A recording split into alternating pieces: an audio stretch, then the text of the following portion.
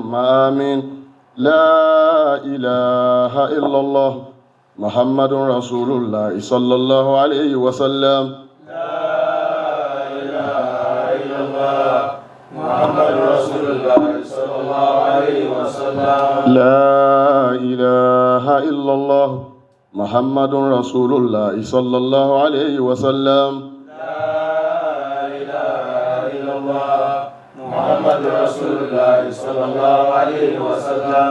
الحمد لله الحمد لله الحمد لله رب العالمين. صلوا على النبي الكريم. أعوذ بالله من الشيطان الرجيم. بسم الله الرحمن الرحيم.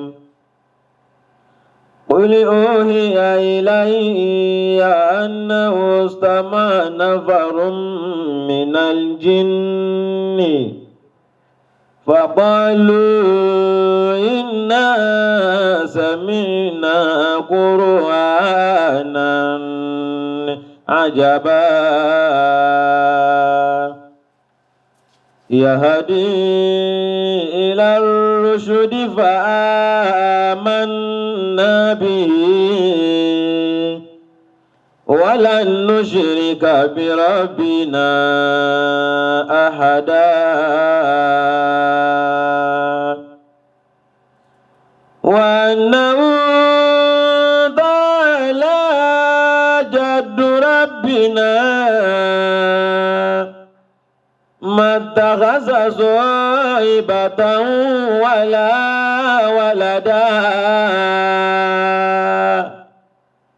وأنه كان يقول سفيهنا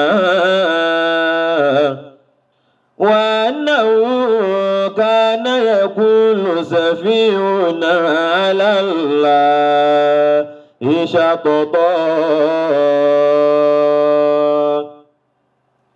وأنا ظننا أن لن تقول الإنس والجن على الله كذبا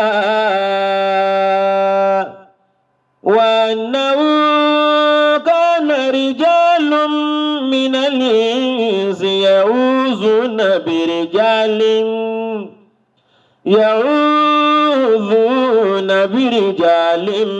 من الجن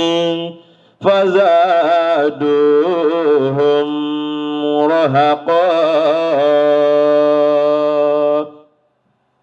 وأنهم ظنوا كما ظننتم أن لن يبعث الله أحدا وأنا لمسنا السماء فوجدناها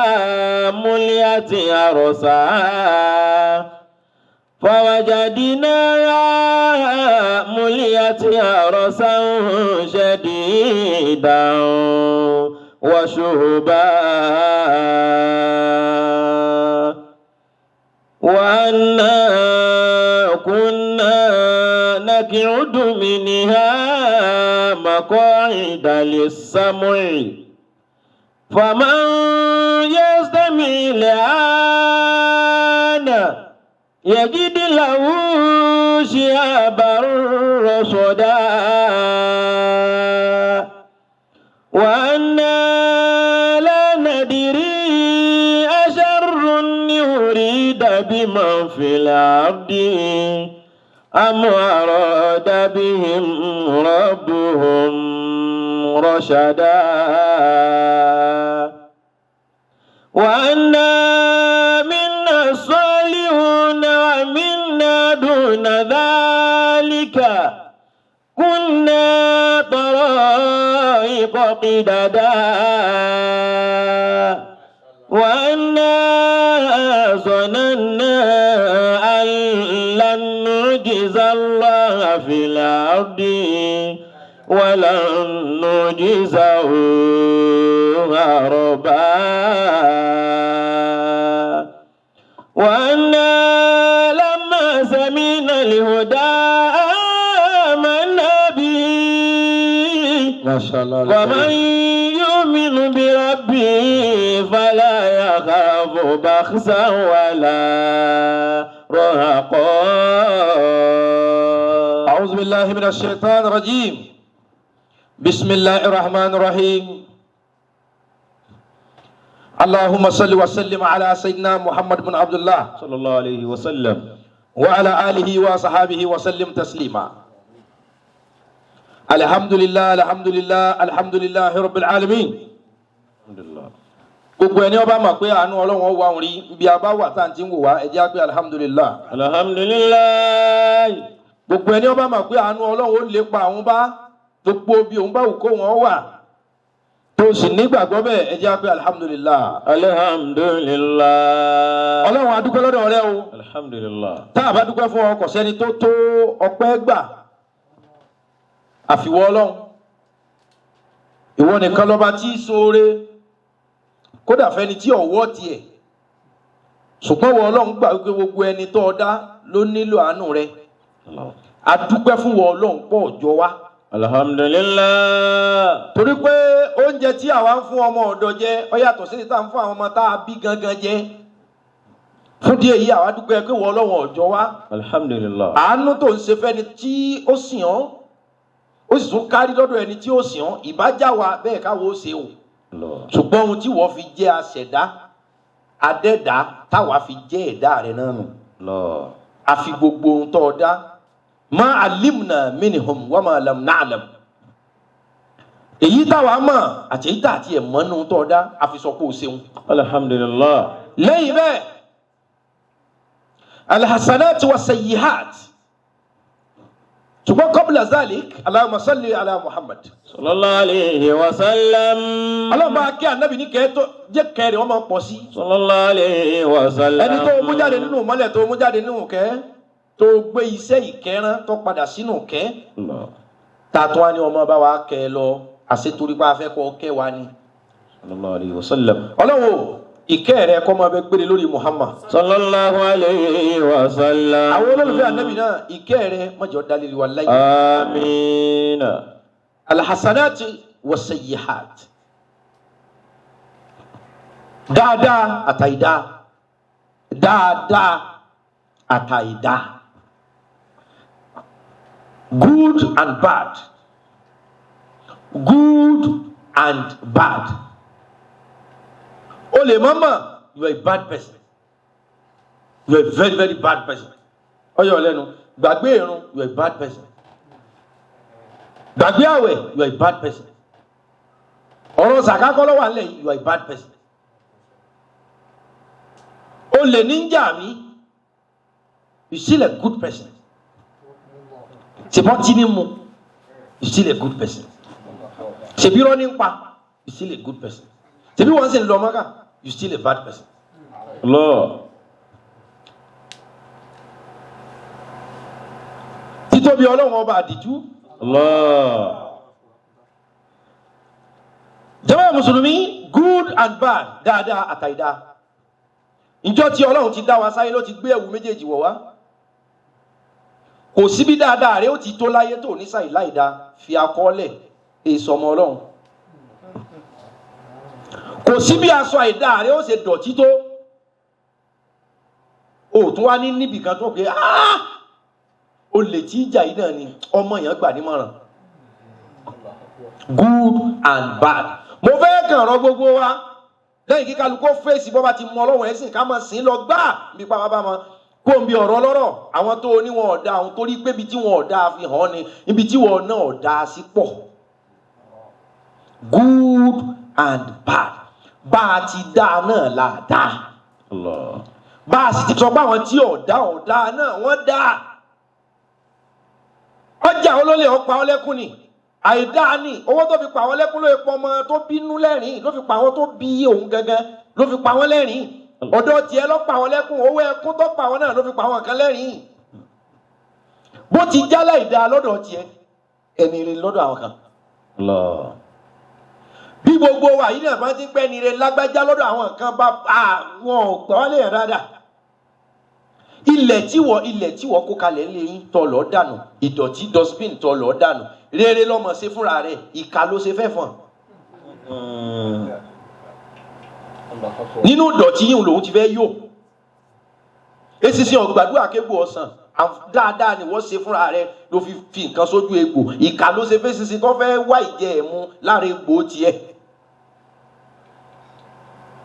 ẹgbẹ́rún tó bí Allahu Akbar ọmọ àkókò ń sùn ẹ jí ìkàlẹ́sẹ̀ náà ẹ̀sẹ̀ láti bá Nabi sallallahu alaihi wasallam aláàrẹ̀ sí ń kú lọ, aláàrẹ̀ tó ní ká ẹmọ́jì wọ́n pariwo ẹmọ́jì ayà rẹ̀ ọjá mọ̀ pariwo mọ́sálásí mi àríwo sọ́ọ̀sì mi lọ́pa aláàrẹ̀ mi ti ń bẹnu lé ní dáadáa náà lẹ́ ń ṣe lẹ́ gbókọ̀ Ọlọ́run ẹ ti ṣe ká. Good and bad, alhassanat wa sayyihat. ẹnìkan lọ wá agbára débi pé wọ́n ní kò gbọdọ̀ pa nǹkan ẹlẹ́mìí mọ́, lópin ìgbà tí ó bá pa tí ó sì jẹ nǹkan ẹlẹ́mìí yóò mọ bẹ gbére. tó bá gbẹran dé yóò kó wọn jẹ, tó bá gbẹja dé yóò kó wọn jẹ, wọn á jẹ̀fọ́ ń sì mú mi, ó sì ní agbára ń sì ń pàṣẹ àṣẹ ń sì ń ṣe. níbi ọwọ́ wa agbára dé pé má jẹ nǹkan ẹlẹ́mìí sì má pa nǹkan ẹlẹ́mìí. Ọlọ́run àti tani ìjọ kan bí ó ti dìde báyìí ọba tẹ ayan mọ́lẹ̀ láyàn bá kú, àwọn ẹ̀mí tó fún lágbára bá yọ sí pé àti ní ọmọ pàǹkan ó lè wọn jẹ nǹkan ẹlẹ́mìí wọn ò pa ọ̀nà ọ̀hún àtẹ́lẹsẹ̀ rẹ̀ nígbà tí ó sì àtẹ́lẹsẹ̀ rẹ̀ òun ti pààyàn, òun ọmọ pa ó ṣèèṣì ni. àwọn ẹ̀ṣẹ̀ tó ṣèèṣì, àwọn àìdá tó ṣèèṣì bó ṣe pọ̀ tó torí pé ọmọ pa ìdá nítorí pé ó ṣèèṣì ló fi wò pé wọ́n lọ dáa jù.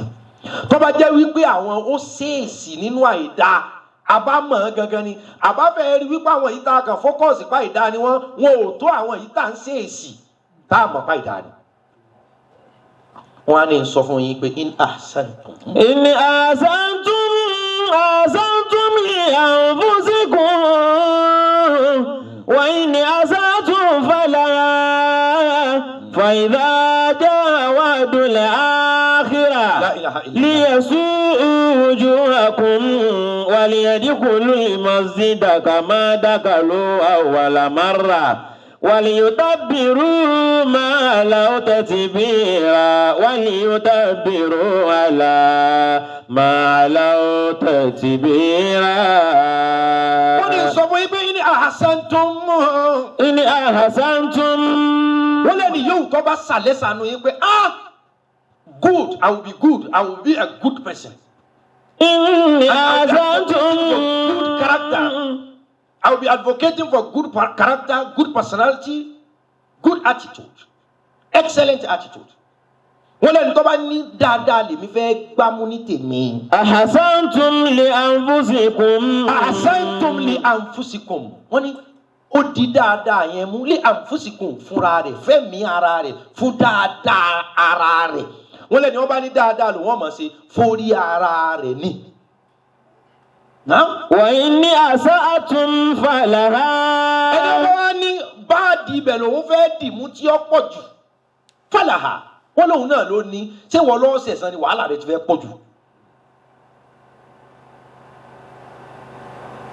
wàhálà tí ẹlòmíín ṣe lórí pọ́ fẹ́ nájú wo àìdá ẹnìkan tó ń bá fi ń gbàdúrà ni yóò sì là.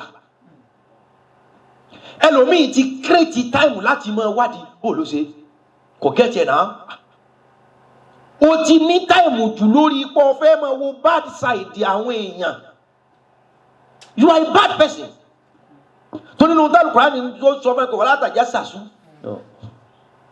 ẹ má ṣe tojúbọlé, ẹ má fi ẹnu já àwọn èèyàn, ẹ má fi ojú mi ní ó tó ó dé ìwọ̀fẹ́ ni wọ́n bá gbà mí gbọ́. ọlọ́wọ̀n ọ̀fẹ́ kẹ́nìkan kan máa wò dí èèyàn kan. mo sọ fún yín lónìí ẹni tí Olúwa bá bo ìdí ẹ̀ṣẹ̀ rẹ̀ òun lọ́lọ́run fẹ́ràn o. torí pé àṣírí rẹ̀ ò tú ọ̀sọ́ pé ò ní kọ̀kọ̀. àwọn títí wọ́n tú yẹn náà gbogbo wa la ní kọ̀kọ̀, good and bad. jẹnẹrétọ̀ tiẹ̀ tó tàn tínú rẹ̀ fi dùn tó fi sunrun rọrùn òun làwọn ẹlẹ́kejì òfin oorun sùn torí ariwo. Allah. títàn tí wọ́n tàn ló sì fi sùn dáadáa, títàn tó tàn làwọn òfin oorun sùn. àló ṣe dáadáa ṣùgbọ́n tá a bá tún wo dáadáa rẹ̀ ó tún ti di ẹ̀fọ́rí lọ́nà ibì kan.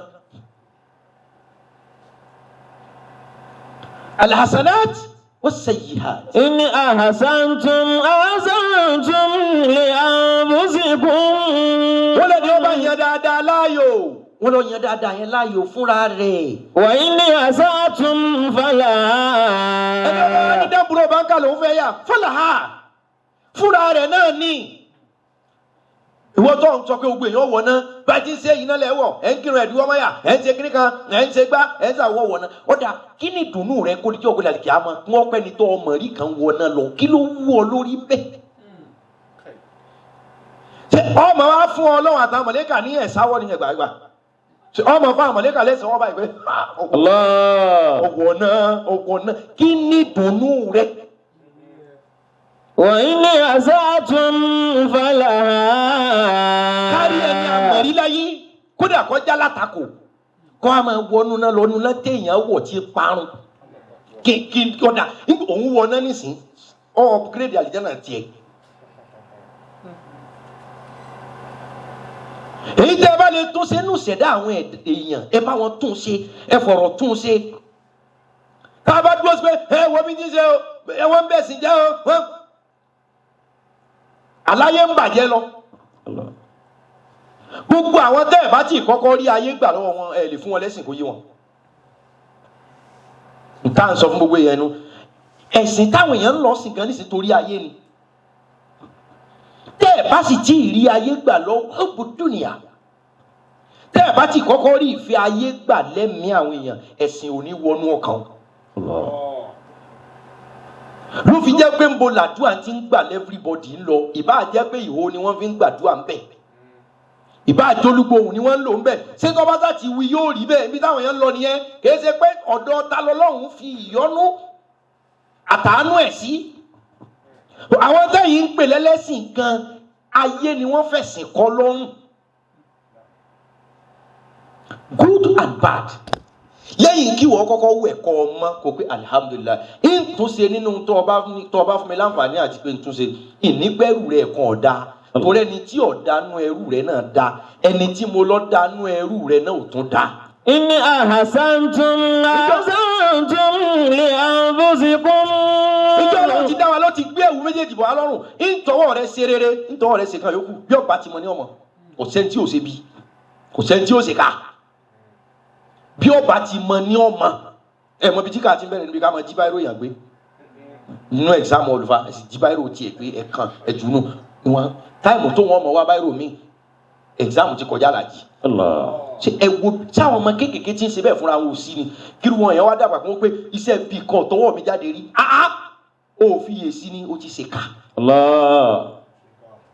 إن أحسنتم أحسنتم لأنفسكم وإن أسأتم فلها وإن أسأتم فلها. wọ́n ní sọ pé ní àṣàntún ẹni ọba yẹ pé gúùdù lọ fẹ́ wò pé gúùdù ni màá jẹ́ kọ́pọ̀ mo fẹ́ kẹ́ ẹ mọ̀ lónìí èèyàn da èèyàn ọ̀dà géèjì lọ́lọ́run fẹ́ lò. kí ló dé tó expect pé lágbájá gbọ́dọ̀ dá why must you expect someone to be 100% perfect kò possible. tó bá ṣe ohun tí ọ̀rẹ́ wa múra kan bí wàá pàǹgẹ́lì ni wọ́n. kí ló dé yẹn ṣe ọ̀tọ̀ ní láyé kò lè tán ìwọ náà ó ṣe fáwọn kan náà àjọmọ̀ ṣe fúnra wa yóò mọ wọnú ara wọn. normal ni yóò wọnú ara wọn tí òkúrọ̀ jalè tí ọ̀jalè ó ṣe sinẹ́ tí ó ṣe sinẹ́ ọmọ mùsùlùmí ayọ̀. igi ejò ọmọ ṣe báyìí ní ibi ìrún lọ dá sí ọláhun ìkànnì ọ sọ pé èèyàn rè ní ọ ṣé torí pé wọn kí ló rí rẹ dúdú gbé bí àwa sí lọ́hùn dé ọlọ́run lẹ́nu tí ọba tún lawọ́ sọ́ọ̀mù èèyàn mi ọ̀tá àwọn ni ó ní alibahilu bahilu fil janna wa qaribu minan nar ó lẹ́ni yóò tí ọba lawọ́ tọ́ba láhùn yóò jìnnà sáànù mi yóò súnmọ́ ìyá mi. ó ìtúlẹ̀ ẹni tí máa ń kírun yóò ra àánú gbà yóò jìnnà síná ẹni tí máa ń tún kírun so ìwọ gba bí irun ni ẹ bọ̀ sí náà ó níbi tó kù sí. kéèjì lọ́lọ́run ó lò òṣùwọ̀n lọ́lọ́run ó lò ó ṣe dá ó ṣà ìdá ṣùgbọ́n ẹ mú dáadáa àtà ìdá rẹ̀ ẹ bá wa jọ èwo ló tẹ̀wọ̀n dáadáa ó ṣà ìdá náà o ṣùgbọ́n dáadáa rẹ̀ fi 5% ju àìdá wọ́n sì wòye tó bá tọ́ sí ọdún àlìjánnà náà wọ́n pè kọ́ ọwọ́ bẹ̀ kódà ẹni títí ẹ bá kú sí 50-50 kò tún ní gbé yóò kọ wọ náà ní kó tó wà lìjà náà. Allah. wàhálà rẹ fẹ́ pọ̀ jù. Good and bad, al-hasanat wa sayyi'at, we are all criminal in one way or the other. We are all bad people. We are in every ramification. We are all bad people. Èyàn burúkú ni gbogbo wa nílànà kan àbí lànà kejì. Gbogbo wa lẹ́gbẹ̀ẹ́ kan àbí gbogbo wa la ní mark tó jẹ́ pé tán bá tu tó bá jẹ́ pé àìdá ọjọ́ kan tí wọ́n rí lára rẹ̀ wọ́n bá fi ṣèdájọ́ ni àwọn yóò sì gbà pọ̀ wọ̀ náà látàyè. Allah. Bẹ́ẹ̀ tí wọ́n bá tún lọ wo ibi tó dá sí.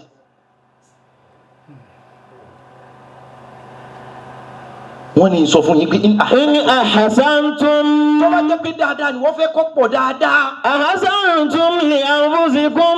wọ́n lọ kú oríire dáadáa yóò pọ̀ ìwọ náà ló ní nǹkan rẹ̀. wa in ahsantum fala. ló bá lọ pọ̀. fala. ṣé o fẹ́ bá mi gbàánu ládàá mi àbí ẹ̀ṣẹ̀ mi ni?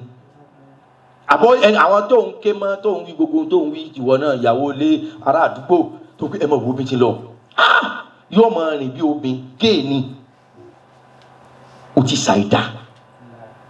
wọ́n lẹ́ni wọ́n bá sọ̀rọ̀ yàn lẹ́yìn ọ̀rọ̀ rẹ̀ dàbí ẹni tí ń jẹ ẹran lahmal insan, ọ̀rọ̀ rẹ̀ dàbí ẹni tí ń jẹ ẹran èèyàn ní tútù torí pọ̀ sọ̀rọ̀ rẹ̀ ní ẹ̀yìn. wọ́n wá ní ẹ̀wọ̀ bí ti rìn wọ́n ti fẹ́ dópa kò sì sójú rẹ̀ aláburú ni ọ́. níbo ni ó ti máa rúra mọ́tò bá 419 ni ó ti da aláburú tóró ti ń jẹrin èèyàn ní tútù ó sì ń kírun. irun rẹ̀ dáadáa ni èyí tó ń ṣe yẹn àìdáa ni. ìjọba ọ̀hún dá wa ó sọ fún ẹnìkan pé bẹ́ẹ̀ ti ń lọ yìí dáadáa ni nǹkan ní kẹsí bó ní àṣẹ dáadáa àléṣe. àmì ìṣẹ̀ ni omi gbóná àtomi tútù ni o kọ́ba máa gbóná jù láfomi là á kọ́ máa jóyàn lára. iṣẹ́ ẹbí rẹ̀ yìí mọ̀ jẹ́ ọ́ pọ̀ débi kọ́ ọmọ lè fomi tútù là á tọ́ bá ti lè jó ọ lára àlìkámọ̀ bàjẹ́. Allah.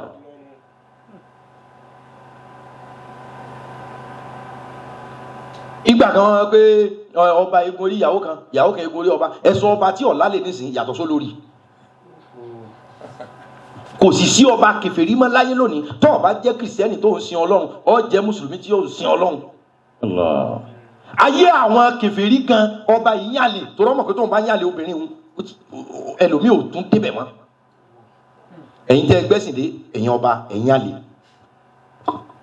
ẹ̀sìn kírun ẹ̀sìn lọ ṣọ́ọ̀ṣì. àwọn tá a sì pé ń kèfèrí ó yàlè dáadáa làwọn náà ń ṣe lọ́nà bẹ́ẹ̀ náà. Allah. ẹ gbàgbé o tẹ bá níbi tẹ lọ táwọn ọmọ obìnrin àwọn sádìsádì bá sífìlà lórí ọba mi tí wọn fọwọ́ wọ láàrin erí báyìí ẹ mọ̀ pé ọpọlọ kábíyèsí ti bọ́ sọ́dá sáì. in ahsantum li anfusikum wa in ahsantum fala. ṣẹ́gbọ́n lẹ́yìn ká mọ̀ pé àdáyé tá a wà yìí good and bad méjèèjì ó rìn papọ̀ ni kò sì síbò ó ti mọ́ tó ò ní mú bẹ́ẹ̀. tí mo fẹ́ kẹ́ ẹ mọ̀ ni irú yìí táwọn kan wá mú tọ́ wá tún sọ̀rọ̀ ààrẹ do ní bàjẹ́ nítorí ìbàjẹ́ wọn yìí kí ló fẹ́ gbà. ẹ̀tọ́ ni ká ṣàtúnṣe nọ́mà ẹ gbọ́dọ̀ kú ẹnu ẹ gbọ́dọ̀ kú ọkàn. ṣùgbọ́n sẹ́yìn rí ká báyàn sọ̀rọ̀ kọ́ gbọ́ kò sí lẹ́nu ẹni tí ń sọ agbára kọ́ ọ gbọ́ kọ́ ọ gbà kò sí lọ́dọ̀ ẹni ọ sọ̀rọ̀. ṣùgbọ́n sẹ́yìn rí agbára kọ́ ọ gbọ́ kọ́ ọ gbà ọ wà lọ́dọ̀ ẹni ó ní ẹnu tẹ́lẹ̀ ló fi sọ̀rọ̀. agbára kọ́ ọ gbọ́ kọ́ ọ gbà ọ wà lọ́dọ̀ ẹni ó ní etí tọ́lọ́rọ̀ sọ tóun fẹ́ fetí gbọ́ tí jẹ́ Allah. Allah. ohun tó sọ fún wọn tí wọn ò gbọ́ òun bóyá bí tá a fẹ́ pín wọn mọ́ ni mọ́tò dára wọn torí pé wọn ò gbọ́ torí táṣetù bá ti wọ́ tiẹ̀ ọ̀ dára wọn. Allah. dáadáa ló pò ń ṣe o yóò sì padà mọ́ wá bí mi nú. tẹ́ wo ẹni tẹ́ ẹ bá sọ̀rọ̀ tí ọ̀gbọ́n tẹ̀ pé ọlọ́run tóbi ládùúgbò ọ̀rọ̀ tá a tún bẹ́lẹ̀ sọ kó sì tún mọ́ gbọ́ ọlọ́run tóbi o sì tún ti sin ọlọ́run. tẹ́ ẹ bá gbọ́ àdàlú irú ni o sì tún ti sin ọlọ́run. in ahsantum li anfusikum wa in ahsantum fala. Sayyidina Umar bin Khattab radiyallahu ta'ala anhu. Sayyidina Umar ọ̀gá mi tí Umaru bá gbọ́ pé mùsùlùmí lẹ́nìkan àlùyíra ni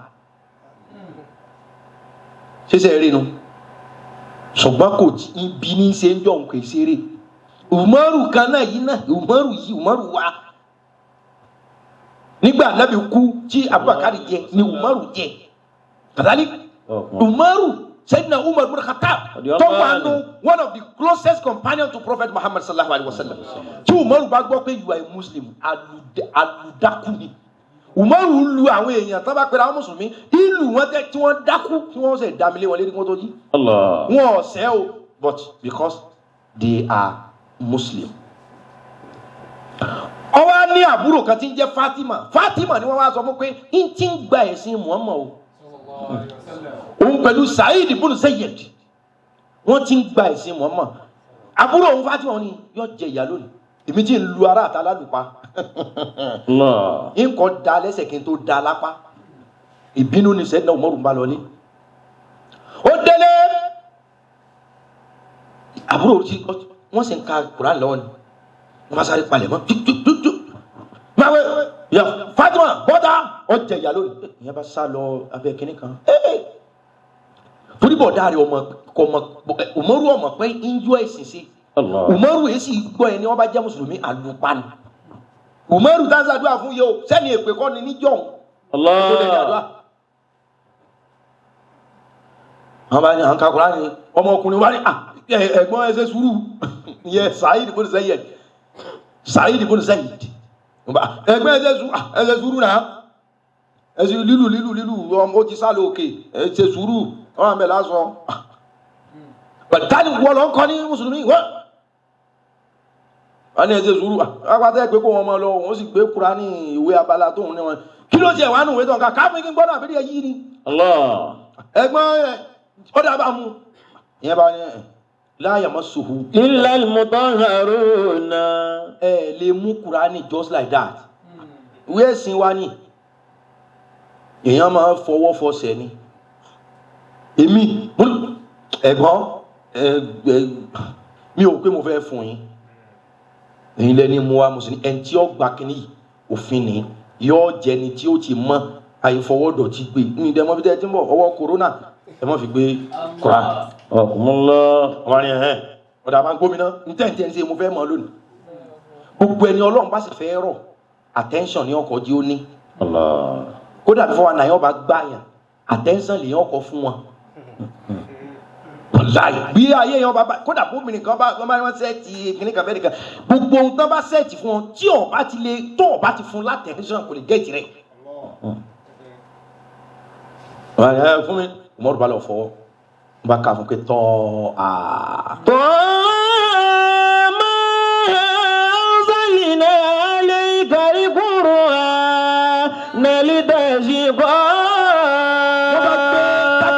takanda wọn bá torí Kùránì sọ̀kalẹ̀ díẹ̀díẹ̀ ni takanda wọn bá tọkọ sọ̀kalẹ̀ tá Nábì halẹ gbogbo wọn lọ́wọ́ gàgbádàyà bí ó sọ̀kalẹ̀ ní pé tọ́ ma anzalina alaykal Qur'ana litashqa.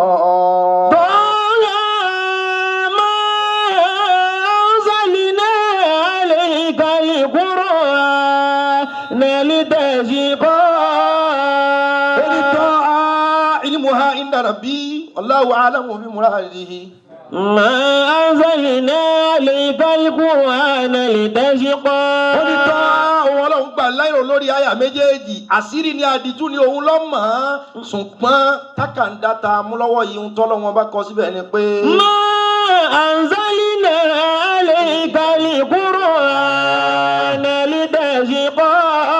ما أنزلنا عليك القرآن لتشقى. wọ́n ní Kùránì yìí àṣọ kalẹ̀ fún ọmọ mọ̀ kẹ́nìkan ó lè sórí ibú lára ẹ̀. ẹ̀mí ọ̀run sọ pé Kùránì o àṣọ kalẹ̀ kẹ́nìkan wá pé Kùránì lọ́mọdé òun ó sórí ibú.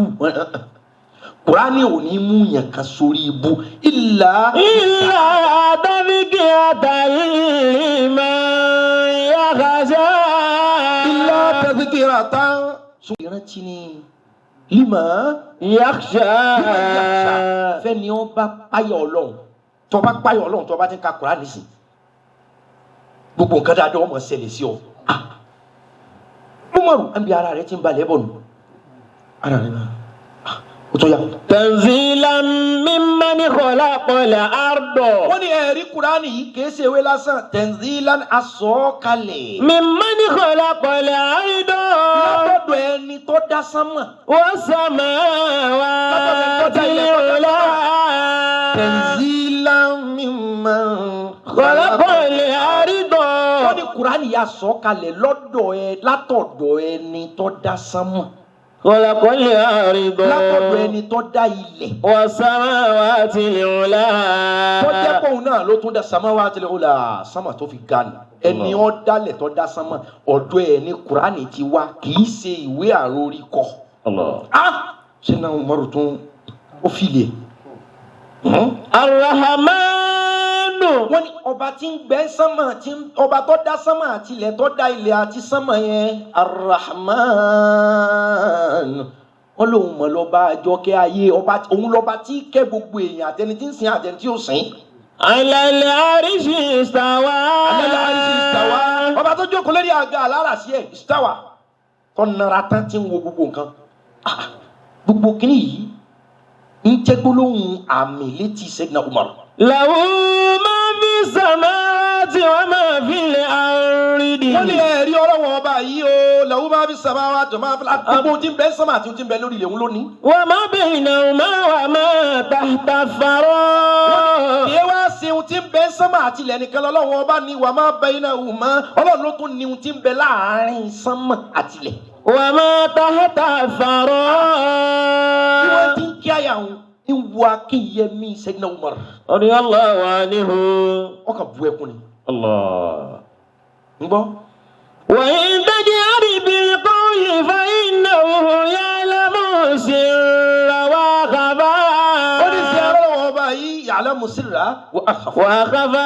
àti ohun tí ń bẹ kọ̀kọ̀ àti ohun tí ń bẹ gbàgbọ́ ó sojú ẹ̀ Sayyidina Umar bu ẹkún ni. ẹ̀kan náà tó bu ẹkún ọkàn mú ìdá ni. Allah.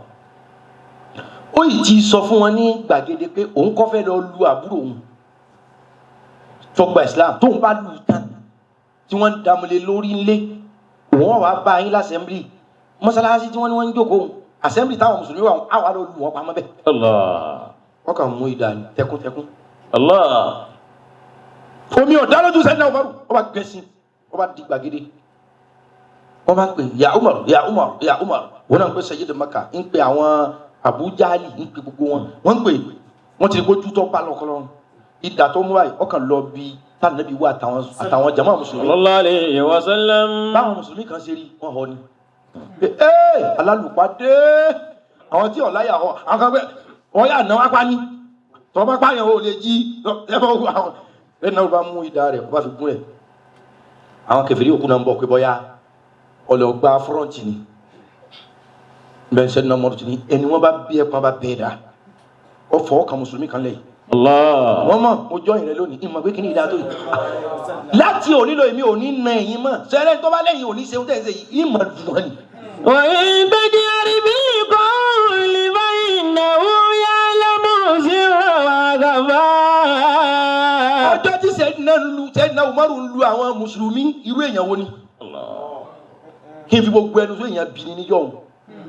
ṣùgbọ́n ìjọ tó di pé ń gbèjà ìsìlámù lọ́dọ̀ wa ó dé èèyàn rí lọ́dọ̀ àwọn kèfèrí ìtọ̀hún ó dé èèyàn bí.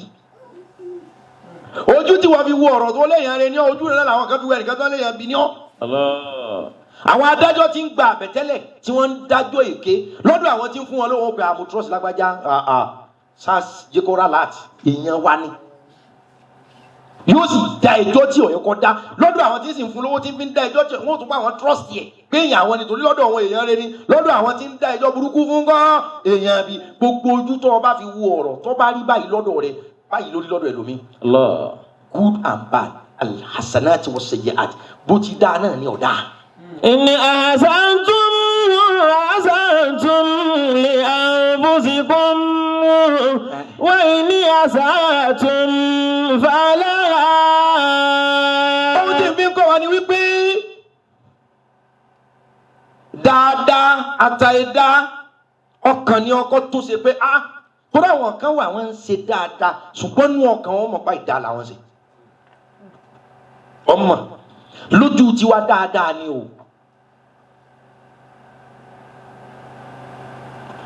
àwọn èèyàn kan wà wọ́n rí pọ́ fẹ́ ga wọ́n sì dá ojú torọ́ tẹ́ wọn lọ́rùn kí wọ́n máa fún ọdún kí wọ́n náà fún yàn lọ. àìmọye àwọn ọ̀rẹ́ wọn tí wọ́n ti fẹ́ là bẹ̀ torí influence tí wọ́n block ẹ̀. ọ̀rẹ́ tó wá sọ fún pé sẹ́yìn ọ̀bọ sí kọ̀mọ̀kọ́ rẹ̀ lọ́dàrú ọ̀rẹ́ rẹ̀ tó wá pé sá 100,000 if you manage ọ̀rẹ́ wọn máa ṣàdúrà pé ọmọ ṣéhùn dákun séèyàn rí ni àbí èèyàn bí. ṣùgbọ́n lójú ẹni tí ń ṣe fún tí ọmọ pé tí ń géun látẹ̀yìn ó pẹ́ ni eré tán. aláwọn tí wọ́n ń pèlè èèyàn rè yọ ọlọ́run lọ́mọ kọ̀kọ̀ mọ́ ba èèyàn kan jẹ́ mọ́ lèmi ń wí. njọ́ta tí ń bọ̀ wáyé ni wọ́n ti wọ́sọ méjèèjì fún wa ọlọ́run tó sọ pé òun lòun dá yín wa minkum káfíìrì wa minkum mu'min ó ní mo dẹ́ni tí ó mọ̀ pé mi ni àtẹ́ni tí ó pé mi kọ́. Allah. mo dá wọn sínú yín ẹni tí ó pé bẹ́ẹ̀ ni ọlọ́run lásán ẹni tí ó pé kí ni mọ́sálà ọlọ́run lẹ́gbẹ̀ẹ́ mi máa wò.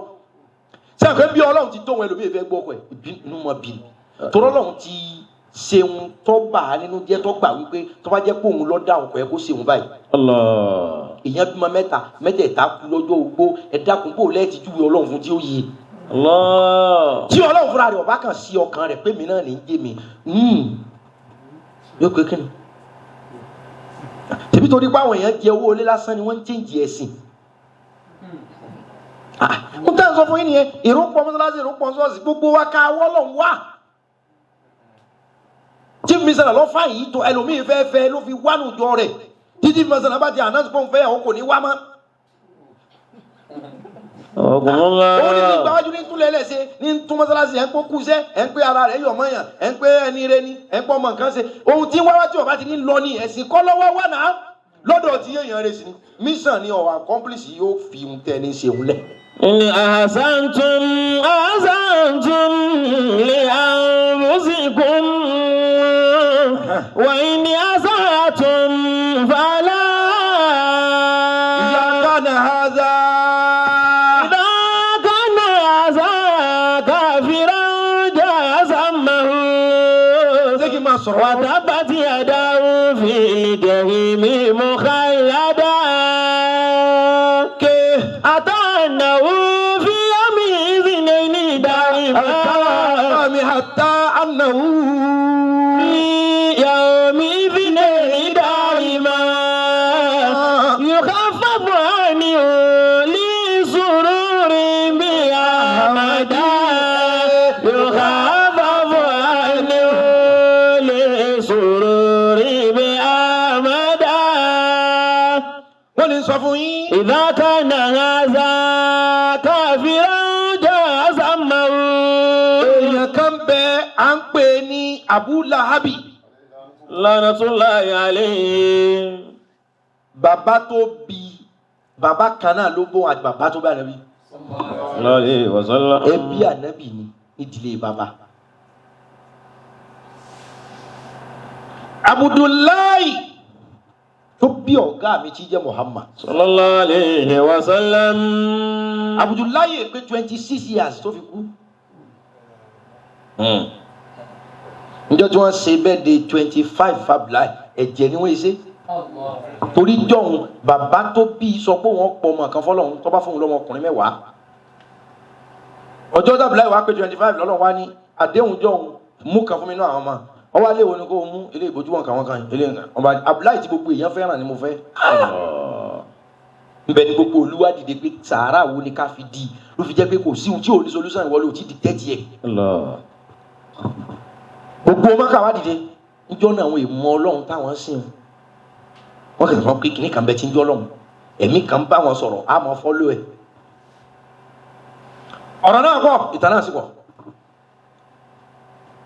ló fi jẹ́ pé Abdullahi ọ̀sá padà kú mọ́ wọ́n fi wá fún ní Aminatu bintu Wahab níyàwó wọ́n bá fẹ́ Amina wọ́n lóyún inú oyún náà làmínà wà ikú tí wọ́n yẹ̀ lérí rẹ̀ ó padà kú wọ́n wá kú jẹ́jẹ́ nù kò sí fẹ́ nìkan pa á mọ́.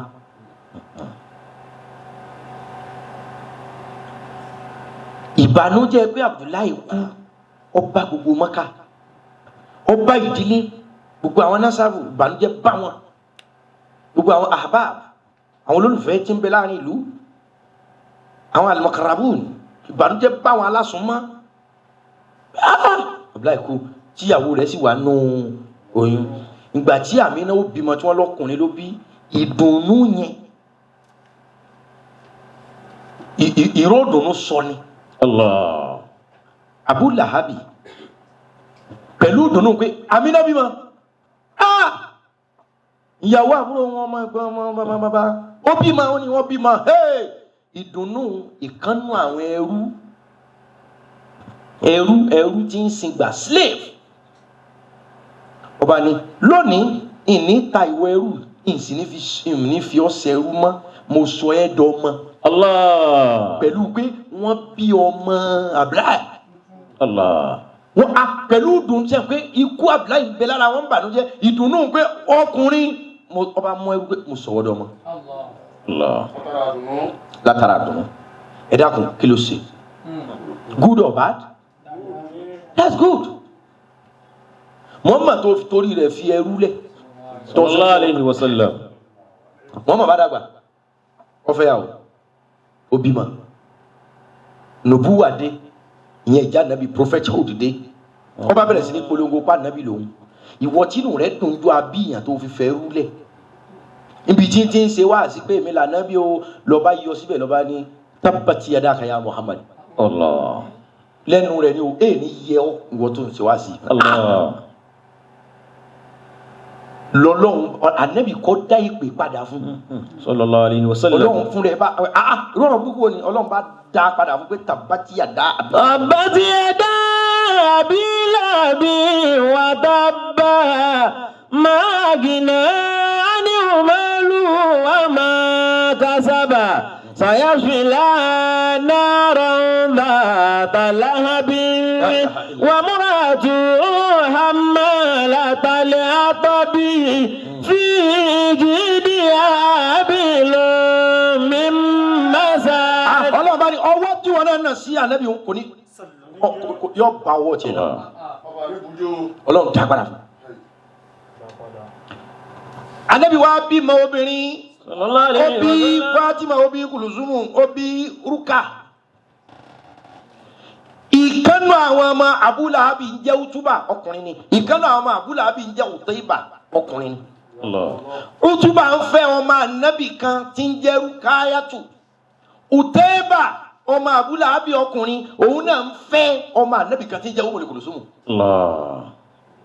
Torí ipá ànábì sápèrà rẹ̀ lánàbì wọ́n ṣe pé fífẹ́ ẹjọ́ náà kò tí ì mọ sí ìdíkàlù ṣe ìfìṣe kò tí ì sí wálé mi wá sùn kò tí ì sí wá fún mi ní massage ẹni tí wọn ò tí ì so igi ṣùgbọ́n mọ̀ pé lágbájá àti lágbájá ní ń fẹ́ ara wọn ìfọwọ́ ara wọn láyà wọn ìfọwọ́ ara wọn lẹ́yìn.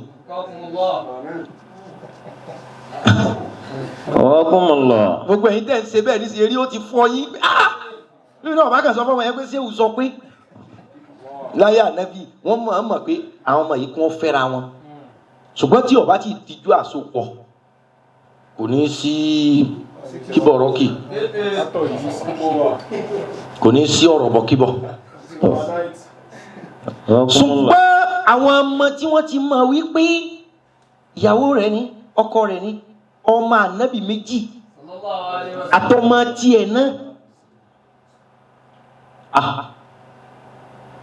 ibi ìbínú ànábì ẹni tó jẹ́ pé jọ wọ́n bí ojú ẹrú lẹ̀ lọ́ba ní látòlẹ́ ọmọ mi àtọmọ rẹ̀ wọn ò ní fẹ́ra wọn fẹ́ o. Allah. Igi tí wọ́n ń plan ọba dàrú ànábì ọ̀sẹ̀ o ó ṣe kankan ọ̀dà ìjẹ́rú kó tó di pa padà fẹ́ rúkà padà kọ́ fẹ́ Kulthum fún Usmanu kó tó kú ká tó tún padà fẹ́ rúkà fún Rukaya ọmọ ọ̀gá mi ti jẹ́ Muhammad. Sallallahu alayhi wa sallam. Ọjọ́ kan níbi tí wọ́n lọ Madina tí wọ́n tún lọ kógun jà Abu Lahabi ti dàgbà kéku kò gba Islam náà ó sì hate Ànábì àti gbogbo mùsùlùmí despite pé bínú rẹ̀ ti dùn tó níjọ́ tí wọ́n bí ẹni yìí o àwọn ọ̀rẹ́ rẹ̀ ti ń tàn ọ́ lónìí lè dọ̀tá rẹ̀ tó ń yí ọ lẹ́kùn sẹ́yìn nísìnyí àwọn tó sì rò pé àwọn ni son enemy ó lè jẹ́ àwọn ni wọ́n padà hẹ́pọ̀ ẹ mọ̀ jàjàdíjú gbogbo ala ní good and bad side ìwọ gan lérí sí yìí ó pé bẹ́ẹ̀ tí wò mí náà ni mo dá a mọ́ o tọ́ ẹ bá lọ rí bad side mi ìwọ gan mọ̀ pé o ní bad side rẹ wá lè jẹ́ bí ọ̀rọ̀ àsọtán ó lè jẹ́ bí kọ́ ọmọ bínú kọ́ ọmọ fọ́ tẹlifíṣàn but ìwọ náà sá mọ̀ pé o ní bad side Allah. Ogun bá tó lé àwọn ànábì lọ Mádínà. Abu Lahab ti wá dàgbà kò sí kú kò sí gbẹ̀sẹ̀. Wọ́n wá láwọn fẹ́ lọ kó ìjàmbá ànábì Mádínà. Sallallahu alayhi wa sallam. Wọ́n kò jáwọ́ lọ́rùn Muhammad wọ́n láwọn fẹ́ lọ kó ìjàmbá. Ilé kọ̀ọ̀kan wá ń dá owó jọ ilé kọ̀ọ̀kan ń dán ogun jọ Abu Lahab ti wá dàgbà. Ó wá pé àwọn tí ó fẹ́ darí ogun pé ẹ dákun. Àwọn ọmọ àwọn tí ó bá lógun ò sí nítòsí mọ́. Ṣùgbọ́n sí torí kó wọn lè rẹ́yìn Muhammad ẹ dákun. Lẹ́yìn aṣọ kan tó ń wọ̀ yìí gbogbo aṣọ tó ń nílé ẹ kó o bóyá kẹ́ ẹ tà á kẹ́ ẹ fowó ẹ̀ kún nǹkan ogun tàbá àwọn ilé tí wọ́n bá ti mọ́ ọmọ ogun méjì kalẹ̀ tí wọ́n yìí tún lọ́mọ ogun kẹ́ ẹ sọ fún pé ẹ lówó kan lẹ̀ kún ó tún fún yín lọ́mọ ogun on my behalf. Allah. A kàn máa wípé kì í ṣe fámìlì mi ló ti wá níbẹ̀ tí mo sanwó ọ̀yà fún ìkọlọ̀ ọjà ogun ni ló kọ́ mi kọ́ sábà ń ṣe mọ́mọ́ léṣe.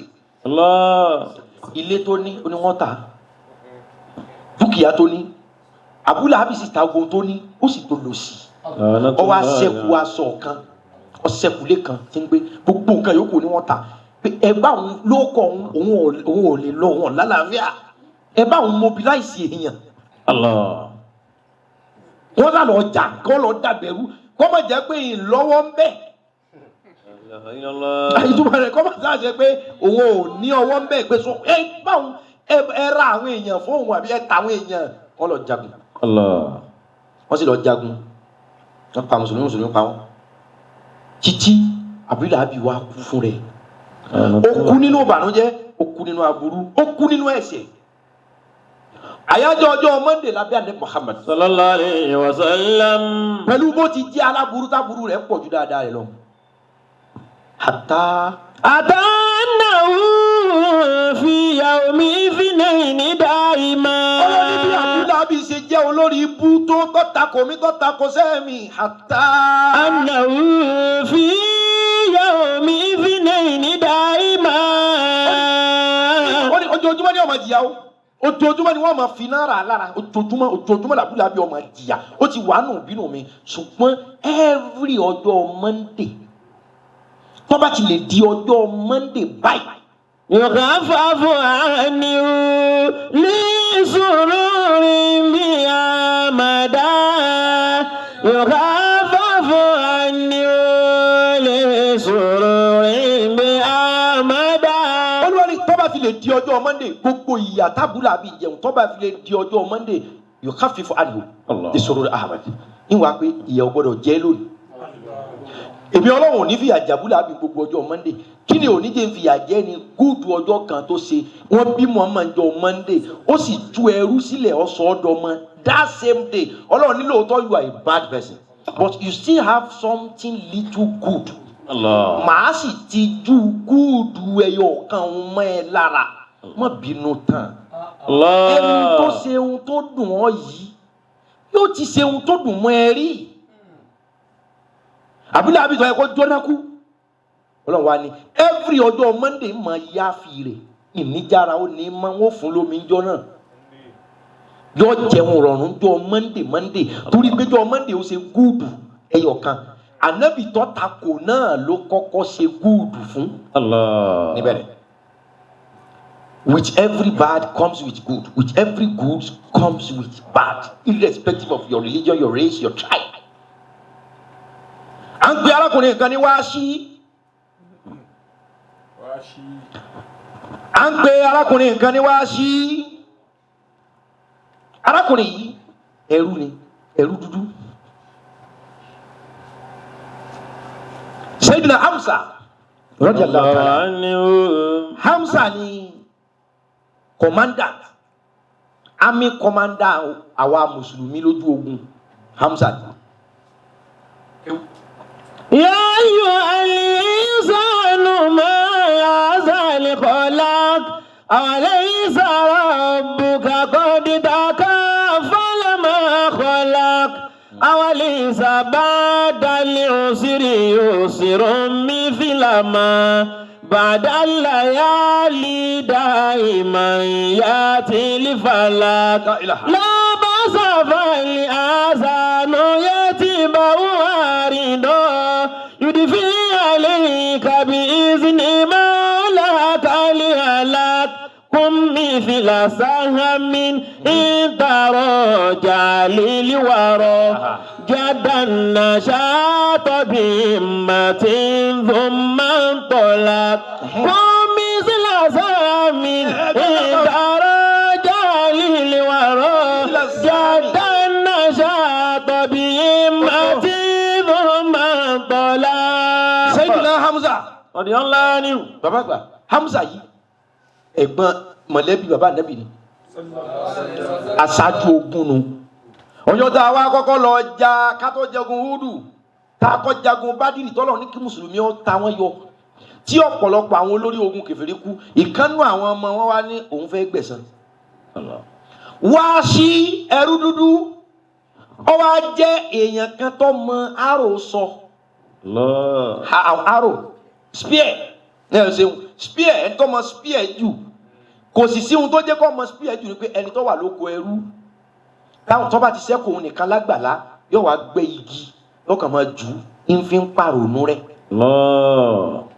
ọ̀rọ̀ rẹ̀ wá padà di practice made perfect kì í ṣe pé ó jẹ́ ẹni tó jagun rí ṣùgbọ́n tó bá kó òun nìkan lágbàlá yóò bá gbé igi yóò kàn máa jù láti máa fi pàrònú rẹ̀ pé irú ayé òun wá wáyé. ó wá di pé táwọn kèfèrí bá fẹ́ ṣe patí wọ́n wá pé kó wá fi spear rẹ̀ dára wọ́n lè ya ihò kékeré kan wọ́n pé kó sọ tó bá sọ tí ọ̀wọ́nú rẹ̀ wọ́n lè pé kẹ́nìkan nú àwọn ọmọ tó kéré nú ọmọ ọkọ tí kì í ṣẹrú wọ́n lè pé tó bá sọ spear yìí tí ọ̀wọ́ ojú hóòlù kékeré yìí ọmọ inú rẹ̀ yìí kó fún ọ lẹ́gbàá 100. gẹ́gẹ́ bí ẹrú wọ́n ṣe wọ́n ní ṣekúṣe wọ́n da oúnjẹ sí wọn lá wọ́n dọ̀tí sí wọn lá wọ́n da oríṣiríṣi ẹrú sáré níbi kíkíní ọmọ mi sì yọ sẹ́ẹ̀tì iná kọ́mọ́ bá jìyà fíìm kíní wọn mú iná yọ sẹ́ẹ̀tì ihò fíìm kíní wọn ṣe déédéé yọ sẹ́ẹ̀tì bàtà fíìm yọ sẹ́ẹ̀tì fìlà rẹ̀ báwọn pa yọ gẹ̀jẹ̀ ọba tí wàá di confam nìkan nú àwọn ọmọ tó gun gbé babẹ́ ẹ lọ ọba àlọ́ dájà kan lẹ̀ nítorí Muhammad sallallahu alaihi wasallam. àwọn bàbá àwọn yòókù kò sí ohun tọ́kàn wọn ṣùgbọ́n ni wọ́n pa bàbá àwọn lójú ogun tí wọ́n délé wí wọ́n ní Hamza ni tó mú ìdà gẹ́gẹ́ báyìí ogun àwọn yẹn para wọn lọ ṣùgbọ́n ni wọ́n pa bàbá tó Hamza ni ọ̀gbẹ́ni ẹrú ni wọ́n dọ̀tí sí ọlá wọ́n dóúnjẹ sí ọlá wọ́n fi àjẹ ìhò ní jẹ ọmọ ó kò lẹ́rú sórí kìíní tó ọmọ jù yìí á dájà kan lẹ̀ kò sí ohun tọ́kàn wọ pẹ̀lú ohun tó bá ṣẹlẹ̀ lójú ogun sórí Hamza tábà ju kìíní hùn kó sì kú tó bá ti kú ọ̀dọ̀ ọmọ tó bá ti kú òde èèyàn tó bá ti kú ọ̀dọ̀ aláṣẹ. ìyẹn ní síbẹ̀ wọ́n bá lọ dájà lẹ̀ bí ogun Údù ti wáyé nù. ẹ̀kọ́ àwọn kẹfìrí lọ sáyẹ̀nsì sí pé àájà o gbogbo bí wọ́n ti ń jà lójú ogun nígbà àwọn ògbésẹ̀ ẹlòmíì fún kódà kò sàṣejù. kódà kò gbá ẹlòmíì wá sí ọ̀gbẹ́ ẹlòmíì létí báyìí lójú ogun gbogbo bọ́n ti ń ṣe Hamza wọn ọmọ Musa ń gé àwọn yẹn ládàá lọ mi ti ń gé wọn ládàá ṣé ní Hamza ń jó ijó gíní. ọkùnrin ńlá. ijó malian ṣe ní Hamza wọn kàn jó malian ẹgẹ ti ṣe pé bí ijó bí kéèyàn máa fi ìdà gáìdì nígbà bí sáà fún wa. Ọ̀wákùnmọ́lá. kò mọ̀ pé ẹnìkan ṣàṣìbá la ilaha illallah. kò sì sẹ́lòmíì tá a gbójúlé tó lè ṣáájú ogun níjọ́ náà àfi Hamza.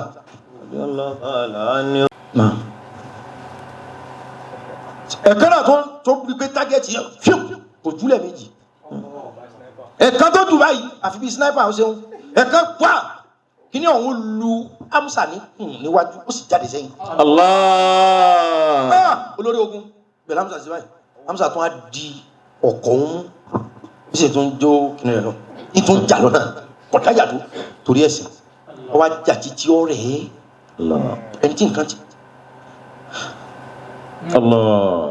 ọba ṣubú ọba kú gbogbo àwọn mùsùlùmí yòókù ti fọ́n dàgbé kálukú ti túká ọ̀hún ọ̀dà níjọ́ náà ẹ̀yìn òkè lọ́gbà wá dúró òun lọ fa innal huda yuhibbuna wa nuhibbuhu ọ̀gá mi lọ sọ bẹ́ẹ̀ fún kéwù. sallallahu alayhi wa sallam. Ànábì wo òkè Udu ń bọ̀ nígbà wọn pa Hamza tán òkú ẹ̀ wà nílẹ̀ gbogbo àwọn mùsùlùmí kálukú ti sálọ ogun ti dàrú ọmọbìnrin wa pé wá sí ibo lọ pa sí wọn ni òun mú un lọ tó mú un débẹ̀ obìnrin wa wo sẹ́ni Hamza báyìí o ti báyìí lọ wọn ni kí wá sí ọ̀bẹ sọ ọlọ́bẹ ìyẹn ló ń lọ́bẹ ọ̀yà kọ àyà rẹ̀ sókè wá sí ló tún á kọ àyà Hamza sókè obìnrin wa gbé ọ̀bẹ lé mbí ọ wá da ikùn àyà ẹ̀ ikùn àyà ṣe ohun tí ọ̀bẹ gé àádáni kọ́ ọ̀bẹ bọ̀ àfa ó ti kùtùkùtù ọ wá da ọ̀yà sàbẹ̀ Ànábì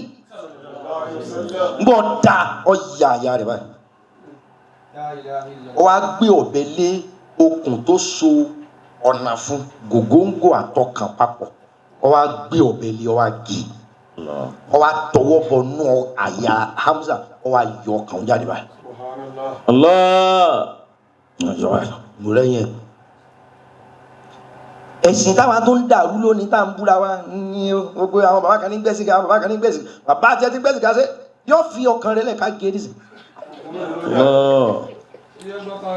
gbogbo tó yẹ ká mọ̀ ọ́n tán àwọn bàbá kan gbẹ̀sì àwọn kan gbẹ̀sì rú. èèyàn ka salatu alifati lẹ ní dẹ̀sìn rú salatu alifati salatu asabiki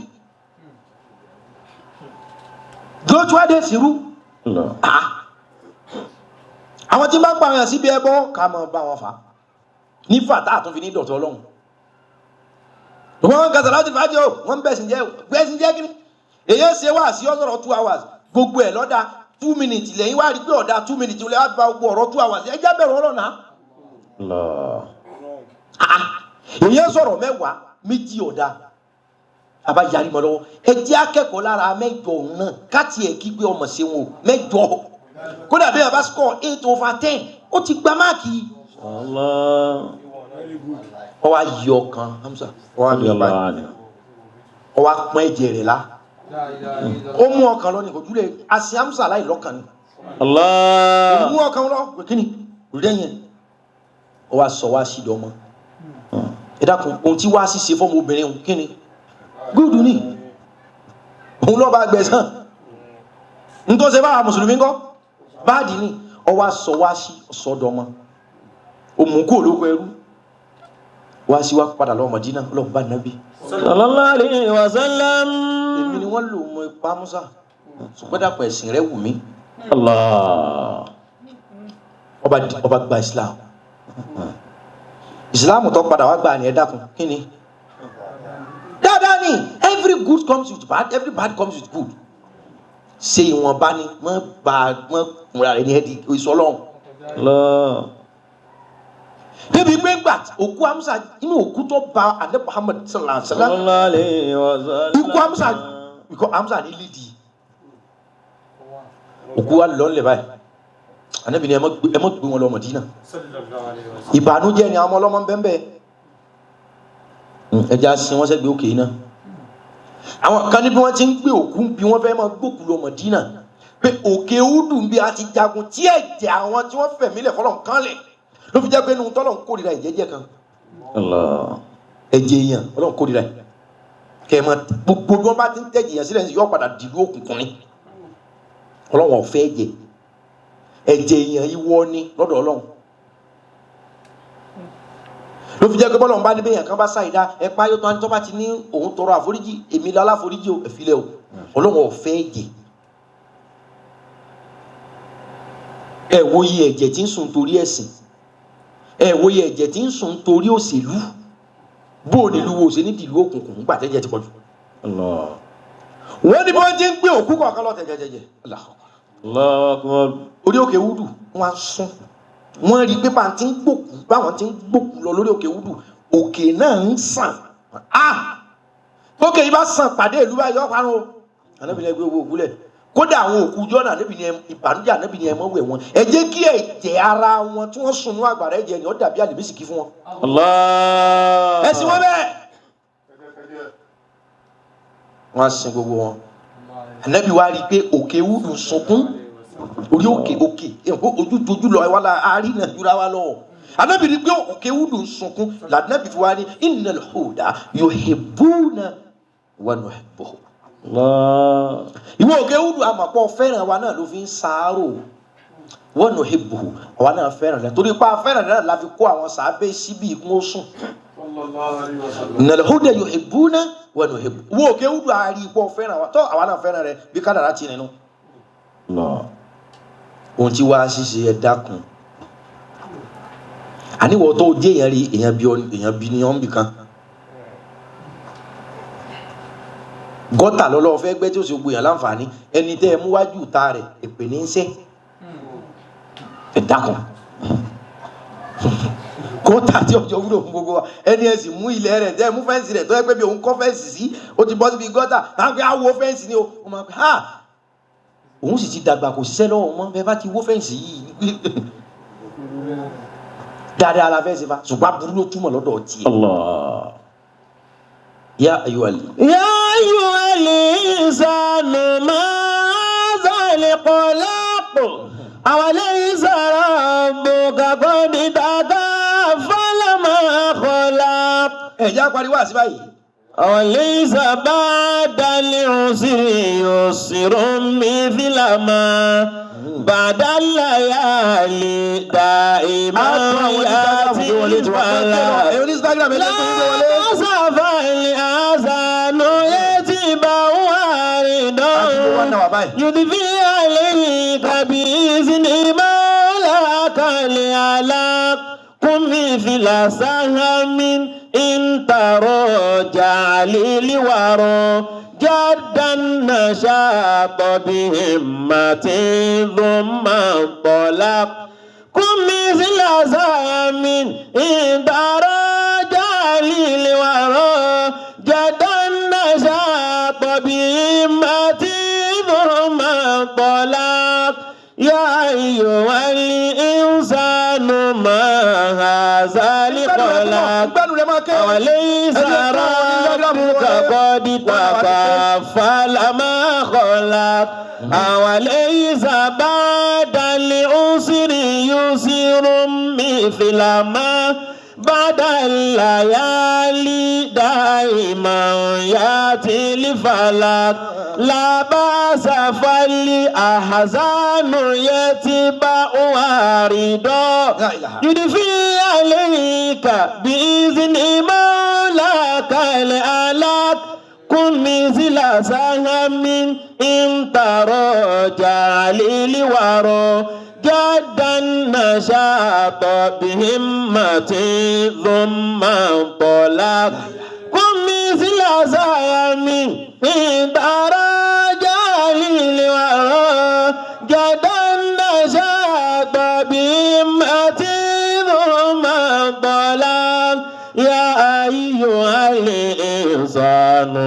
ma hadha liqalaq awalaysa rabbuka qad takaffala ma khalaq awalaysa ba'dal usri yusrun mithla ma ba'dal layali da'iman ya'ti lifalaq la ba'sa fali ahzanu yatba'u waridan yudfi alayka bi'izni mawlaka li'alaq kum mithla sahamin intaraja lilwara jaddan nashata bihimmatin thumma talaq ya ayyuhal insanu ma hadha liqalaq awalaysa rabbuka qad takaffala ma khalaq awalaysa ba'dal usri yusrun mithla ma ba'dal layali da'iman ya'ti lifalaq la ba'sa fali azanu yatba'u warida yudfi alayka bi'izni mawlaka li'alaq kum mithla sahamin إن ترجى للورى جد النشاط بهمة ثم انطلق كن مثل سهم إن ترجى للورى جد النشاط بهمة ثم انطلق أيها الإنسان ما هذا القلق يا أيها الإنسان ما هذا القلق القلق قاف لام قاف قلق وكم الله ما هذا القلق كنين فوري ماذا القلق كنين تروبولي ما هذا القلق kí ni tí ń fa sọ̀rọ̀ tí ń fa pọ́blẹ́mù tí ń fa brooding kí ni ìṣòro wọn ni mahazal kala kí ló fà yìí tó kóra rẹ̀ sí. أوليس ربك قد تكفل ما خلق. wọ́n ní kí n sọ fún ọ pé sọ ti gbàgbé ni pé ọba tó dá ẹnu wọ́n ní kí n sọ fún ọ pé sọ gbàgbé pé ọba tó dá ẹnu ti pèsè ohun tí ó jẹ ni. أوليس ربك قد تكفل ما خلق. wọ́n ní sọ fún ọ pé sọ gbàgbé pé ọba tó dá ẹnu ó ti dá ohun tẹnu ọ jẹ. أوليس بعد العسر يسر مثل ما. wọ́n ní wípé ṣé ẹ ti gbàgbé ni wípé. بعد العسر يسر مثل ما. lẹ́yìn ìbànújẹ́ ìdùnnú ni ó tẹ̀lé èèyàn tó bá ọnú jẹ́ tó olóòní sẹ̀sìn mọ́ yìí àwọn tí ó dùn ọ́nú ti dúró díẹ̀ sìn. أوليس بعد العسر يسر مثل ما. ó yẹ kó o ti lọ́kọ problem boyfriend kan lóní gbogbo ọkùnrin ní bákan náà wọ́n ní wọ́n ní nǹkan tí ó jẹ́ dùnú fún ọ ti tò kalẹ̀ lẹ́yìn yìí tí ń bà ọ́nú jẹ́ lọ́wọ́lọ́wọ́ yìí. بعد الليالي دائما يأتي الفلاح. wọ́n ní sọ fún ọ pé wọ́n tó ń pé lágbájá ṣàbúrú fún mi tàmẹ̀dó ṣe àìdá fún mi mo ṣe wáyé ojú mi ti gbẹ mo ti kra mo ti kálá wọ́n ní sọ fún ọ pé. بعد الليالي دائما يأتي الفلاح. wọ́n ní بعد الليالي دائما wọ́n ní alẹ́ tọ́lẹ́ dàbí gbà pélé òní mọ́mọ́ òun. يأتي الفلاح. يأتي الفلاح ilẹ̀ mímọ́ padà jáde balẹ̀ bá sùn. لا بأس فالأحزان يتبع واردا. gbé omi aburú kaná yóò padà tutù. sọ́ra rẹ síra rẹ lọ́sọ̀ọ́ ni mọ́ta mo ti lé kò lè jẹ́yàn rẹ láyé. ìbẹ́nu àwọn kan torúkọ bí wọn ò kó lórí ahọ́n ọmọ èèyàn dòní. ohun tá a rí la fi sọ̀rọ̀ wọ́n sì lè jẹ́ ni rẹ lọ́dọ̀ Ọlọ́run. لا بأس فالأحزان يتبع واردا. ìgbẹ́jọ́ àwọn ẹ̀dọ́ Ọlọ́run wọ́n parọ́ síná mọ́ tí wọ́n fi gbẹ̀mí wọn. wọ́n sì parọ́ mọ́ wọn ni wọ́n wí àwíjàre títí tí ayé ọgbà ẹni tí wọ́n lé kán lu ara rẹ̀ pamọ́ bìkan ni ojú rẹ̀ la fi ń wà wọn mọ́ which is wọ́n parọ́ mọ́ ni kò rí bẹ́ẹ̀ kò sẹ́ni tí ó gbẹ̀rí wọn jẹ́ ojú rẹ̀ la fi wò wọ́n pẹ̀lú bí wọn ò ti sí láyé mọ́ wọn ò sì rí bẹ́ẹ̀ lọ́dọ̀ Ọlọ́run. àníbílẹ̀ bá sú yóò padà mọ́. بعد الليالي دائما يأتي الفلاح. èèyàn tí ń ṣe bí lónìí ẹ fún chance yóò rí dáadáa sí. bẹ́ẹ̀ bá tiẹ̀ fẹ̀mí tán ẹ má kásígẹ́tì ẹ má gbé ló kọ bí because àwọn èèyàn kan wà wọn ò ní ìdí hàntú. wọn ò ní ìdí gbogbo ìtẹ́sẹ̀ yẹn o. kánsẹ́lì ni wọ́n ní ìdí kan fìfẹ́ hàn kan bá a sọ̀rọ̀ pé ẹgbẹ́ ọmọ mi ní ọ̀ n tó ń ṣe yìí ẹ̀ ṣé ọ̀fẹ́ jọ lágbájá ni ọ̀fẹ́ jọ tàmẹ̀dò ni ọ̀fẹ́ di gómìnà ni ó ti tán. aburú tẹ́ ẹ ti rò pé àwọn eléyìí àwọn ọmọ àwa àwọn ọmọ kìnnì kan àwọn eléyìí ò lè sọ oríire mọ́ rárá ìwé oríire ọwọ́ rẹ kọ́ ló wà. ìwọ tó ń rí bànújẹ́ kan èmi gan ni màmá dájú àwọn èèyàn ní ordinary àtọ̀sí lásán tẹ́lómi bá ní kámọ́ ti sọ ẹni ọba ní HIV ìjọba sọ kó ní báyìí ló ti decide pé bí Ọlọ́run fẹ́ ẹni tí ò ní ní nílùú yìí gbogbo òun nìkan wọn lórí burúkú ló ń ṣe ẹni tí ò ní ní òní ní. wọ́n ní wọ́n tó wà nípa níjẹ́ kan yìí ṣe tó àpè ohun tí ń ṣe ọ́ nígbà tí ò ti dá yẹn àfi kọ́ kárì. tí ohun tó fẹ́ ṣe wọn ò bá padà wá pàwọ́ mọ́ ẹ̀rí ọkàn ni wọ́n padà pa ọ́. àbí wọ́n sọ fún ọ pé tí nǹkan kan bá ti mú ọ gbọ́jọ́ òkú ni. èèyàn kan ní ẹ̀bọ̀n yìí ni wọ́n sọ fún pé ọkọ rẹ̀ ní coronavirus ó sì ní àtàtàkì ó sì kú. ọkọ ti wá kò ní isolation center ó ti gbádùn. ìdàkùn òkú ni ò lè dìde mọ́ yìí òun ti kú. wọ́n ní bílẹ̀ bá sú lọ tọ́ dàbí wàá pé ò ní mọ́ mọ́. Yàtì lè fàlápẹ̀. yàtì lè fàlákì ilẹ̀ ṣúṣú ò ní máa bá lọ yóò padà mọ́ náà ni.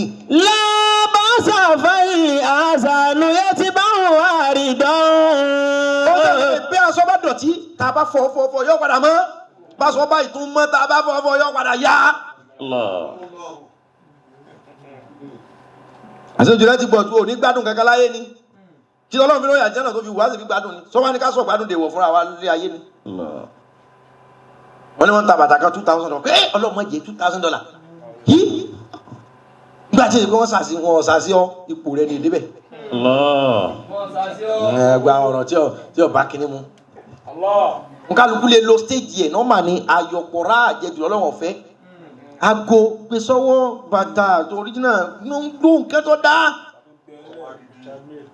ìgbádùn náà wọ́n fi ròyìn àjẹ́nà tó fi wá ìyà ni wọ́n fi ròyìn náà tí ò fi wá wáyé tó wọ́n máa jìyà. wọ́n lẹ́yìn tó bá wọn náà jìyà wọ́n lẹ́yìn tó bá wọn náà ò ní jẹun wọ́n sì kọ̀ látàyè olóò ní jẹun. yàtọ̀ sí bí èèyàn gbà rẹ̀ fa ó ní kíní kàlà wa no ọ̀gbẹ́ni sún. rábẹ́ lè mẹ́ pé ṣé ẹ mọ̀ pé òsì ní máa jẹ́ kí calculation pọ̀ jù kí n bó dà lọ. economy àti business class táìmù kan náà láti bẹ ọ̀gbẹ́ni ọyàtọ̀ gan o ọwọ́ tí ọ̀tẹ́nu ní kí wọ́n pe kí lọ́wọ́ àmẹ́ oní business class àti oní first class àtàwọn àwọn ọlẹ́ economy táìmù kan náà lájọ dé wọn lè débẹ̀ sí wa lọ́ba wọ̀ rí yóò yọ ìbí wọn lọ ń fi ọwọ́ ara rẹ wá orí kábìn káàkiri tó gbé báàgì sí ta ló ráyè ra dáadáa. bọ́lá tún gbẹ́nu plẹ̀ àwọn tó máa fi sọ́dọ̀ oní business class wọ́n fà ìjọ àwọn sọ̀rọ̀ ojú yìí lọ. wọ́n ti gba báàgì fúnra wọn wọ́n ti sí òkè wọ́n ti gba àga tí wàá lè di bẹ́ẹ̀dì lórí business tí o tó bẹ̀. àbí kò fẹ́ rí lẹ́sì jẹ́ nìkan kó gbọ́n kó o pé. bàbá ìlàyé yìí dàí máa yàtì lè fàlà. kò sí ẹtí ìtọ́jà òwú ọwọ́ tí ọ̀tẹ́nu ní. táwọn tọ́lọ̀ bá wá ṣe é fún èmi náà mo wọ ẹ̀kọ́nọ́mì o mo máa ń wọ ẹ̀kọ́nọ́mì o ṣùgbọ́n ẹ̀yin tọ́lọ̀ ti kẹ́ ní bá fẹ́ lọ tráfẹ̀ dákun ẹ bá ti kọ́ ẹ mọ́ ra bísíǹsì fún mi. àbùkọ́ agunmọ́ ńlá. ṣùgbọ́n ìjọba wọ business class àbí first class. abọ́ oníke ni wọ́n máa fi fáwọn lóúnjẹ nínú ẹ̀kọ́nọ́mì náà. àwo gidi la máa lọ ní nọ́mà tí wọ́n pọ́n yàn lé gan tí yóò dùn. nọ́mà tí yóò jáì gan skírínì tí wàá tóbi lójú kínní. torí ẹsẹ̀ ti pé a wọnú pléènì sí ilé kọ̀ọ̀kan dé o táwọn tó wá dé táwọn tó wá gba body pass báyìí wọ́n wàá mú wa lọ lounge bí tí wọ́n kọ́ máa jẹun tó wọ́n sì jókòó lórí irin ní boarding gate mo kàn fi mọ́rọ̀ wá di o wọ́n ní. làbáṣà fàlẹ̀ àhàzànù yóò ti bá wọn àrídán. wọ́n ní tí bànújẹ́ bá dàbí gbà wípé òun lọ bọ́ sí ọ lẹ́nu lọ́wọ́ tó ń jẹ. yẹtìbá òun àrídán. yẹtìbá òun àrídán. mọ̀ wọ́rì tí bànújẹ́ wọn bá fi rá mọ́ ọ lẹ́nu báyìí ìdùnnú lèmi ọlọ́run ó fi dì. nọ́ọ̀mà ni ta ni ọ̀jẹ̀ kóró. ta ni ò kọjá lásìkò pọ́njú nínú gbogbo wa. wọ́n tọ́ bá dàbí gba kó lé koko wọ́n torí lé koko yẹn pé àwọn yakuya ayáláburú ni wọ́n ní wọ́n jẹ́ kí yaburú wọn ó jẹ́ kí báàdì rẹ̀ ó tún pọ̀. Remain on good steadfastness. Calm down. Wọ́n ní tó bá dàbí gbà pé ọjọ́ aburú bá pẹ́. yẹtìbá òun àrídán. yẹtìbá òun àrídán. Wọ́n ní àánú lẹ̀kùn àánú òsì ọlọ́run ọ̀dájú ẹrú kan. yùdìfí àlẹ́yìnká bí ìzìnnì mọ́lá kàlẹ́ aláàpẹ̀ kọ́mísílà sáhámi. ẹ jẹ́ pariwo àsìmí adé yìí for today. wọ́n ní sọ fún yín pé. kọ́mísílà sáhámi. misila sahamin sini ha wa mim. Kun mithla sahamin tá a bá fi alifu sí ha òní ó di sihami òun ni Imam Shafi'i sọ fún wa. sihamul layli la tughti walakin la amadu walil amadi gidaru la amadu walil amadi gidaru. misila sahamin misla zahamin sahami ta ló ń bí òun náà ni Imam Shafi'i lọ́wọ́ fi alifu fún ọ sọ di jamu. pé sihamun layli la tughti walakin. àwọn lòun nílò ti jamu papọ̀ mọ́ tá a fa afẹ́ wíńjọ́ náà. àwọn àgbẹ̀ gbọ̀nà mi ní sẹ́ pé gbogbo owó to either to choose bad or good but èmi o I choose to be good. I choose to be more good. No way you cannot have bad side but I choose to be more of good than bad. wọ́n ní gbogbo yẹn lọ dàbí ọfà. Kun mithla sahamin. wọ́n ní wọ́n tó ń bínú nísìn wọ́n ní kò dàbí ọfà. Kun mithla sahamin. ìwọ tára ń kan nísìn wọ́n ní kò rí ayé ìbí ọfà. Kun mithla sahamin. ìwọ tó níṣòro ọkọ wọ́n ní kò rí ilé ayé ìbí ọfà. Kun mithla sahamin. ìwọ tó níṣòro aya wọ́n ní kò rí ilé ayé ìbí ọfà. Kun mithla sahamin. wọ́n ní ẹni gbogbo nǹkan bí ọfà tó ṣe wípé. ìtàrọ̀ jáìwárọ̀. ìwàrọ̀ tẹ́ bá tábà yìí pa agbára ni ó bá jáde. ẹ̀mí tí yẹn bá bíi pátákọ́ọ̀tù pàlàkà táìmù tẹ́ bá kọ́kọ́ jákè tẹ́ bá jùlẹ̀ wọn lágbára ni ó bá lọ wọ́n ní wọ́n gbàgbé bí ayé bí ọfà ni tọ́ba ńgbà tí wọ́n jùlẹ̀ ló lé. jẹ́dán náà ṣáàtọ̀ bí màtí ló máa ń tọ́lá. jẹ́dán náà ṣáàtọ̀ bí màtí ló máa ń tọ́lá. tọ́ba ti mú tágẹ́ẹ̀tì tẹ ẹran para tó lọ no matter what bó ti lè wù kọ́ fọ ọmọ sáré tó lálátòrókè. ilẹ̀ ní bọ̀ tọ́ba lé ńgbà wọn ju ọ̀fà rẹ lé tí ọba fi rìn ní kìlómítà yóò rẹ̀ ẹ́. tọ́ọ̀bá ti kú ìsí ọ̀tán don't choose to be bad. tẹ́mi rẹ bá sì ń bẹ ilé kókó yẹn wọ́n ní bí ọ̀fà ni táìmù tán ṣẹ̀ṣẹ̀ jùlẹ̀ ló fi lọ́ọ́ pírùm. bàbá adébí kan yọ rẹ. Tùmọ̀ntọ́lá gàdánà ṣàpọ̀ bìhìmàtì tùmọ̀ntọ́lá. gbogbo wa náà lè yan re ìrìn ẹjọ́ pọ̀ jù gbogbo wa náà lè yan bí bàbá tí wọ́n ní ọmọ. good and bad dáadáa àti àìdá but I choose to be more of good than bad. mo yàn láti jẹ́ onírere ju ìwọ̀nba àṣìṣe àbí àìdá lọ ṣùgbọ́n bí rere bá pọ̀ bá àìdá bá pọ̀ géèjì lọ́lọ́run ó lò ó sunwọ̀n. wa man ya'mal mithqala dharratin khayran yarahu. wa man ya'mal mithqala dharratin sharran yarahu. oṣù wọn ni ó ń tọ́ bá ṣe lórí o. ومن خافت موازينه فهو في عيشة راضية وأما من خافت موازينه فهو في عيشة وأما من ثقلت موازينه فهو في عيشة راضية وأما من خافت موازينه فأمه àjínde àtẹni ọgbà àtẹni tí ọgbà kọsẹni tí ọlẹbọ lẹrù ó kún jura wọn lọ ní ó ní ẹni ọba wa dé wà mọ́mọ́ ní. mọ̀nfàkúlátì màwáàzínù.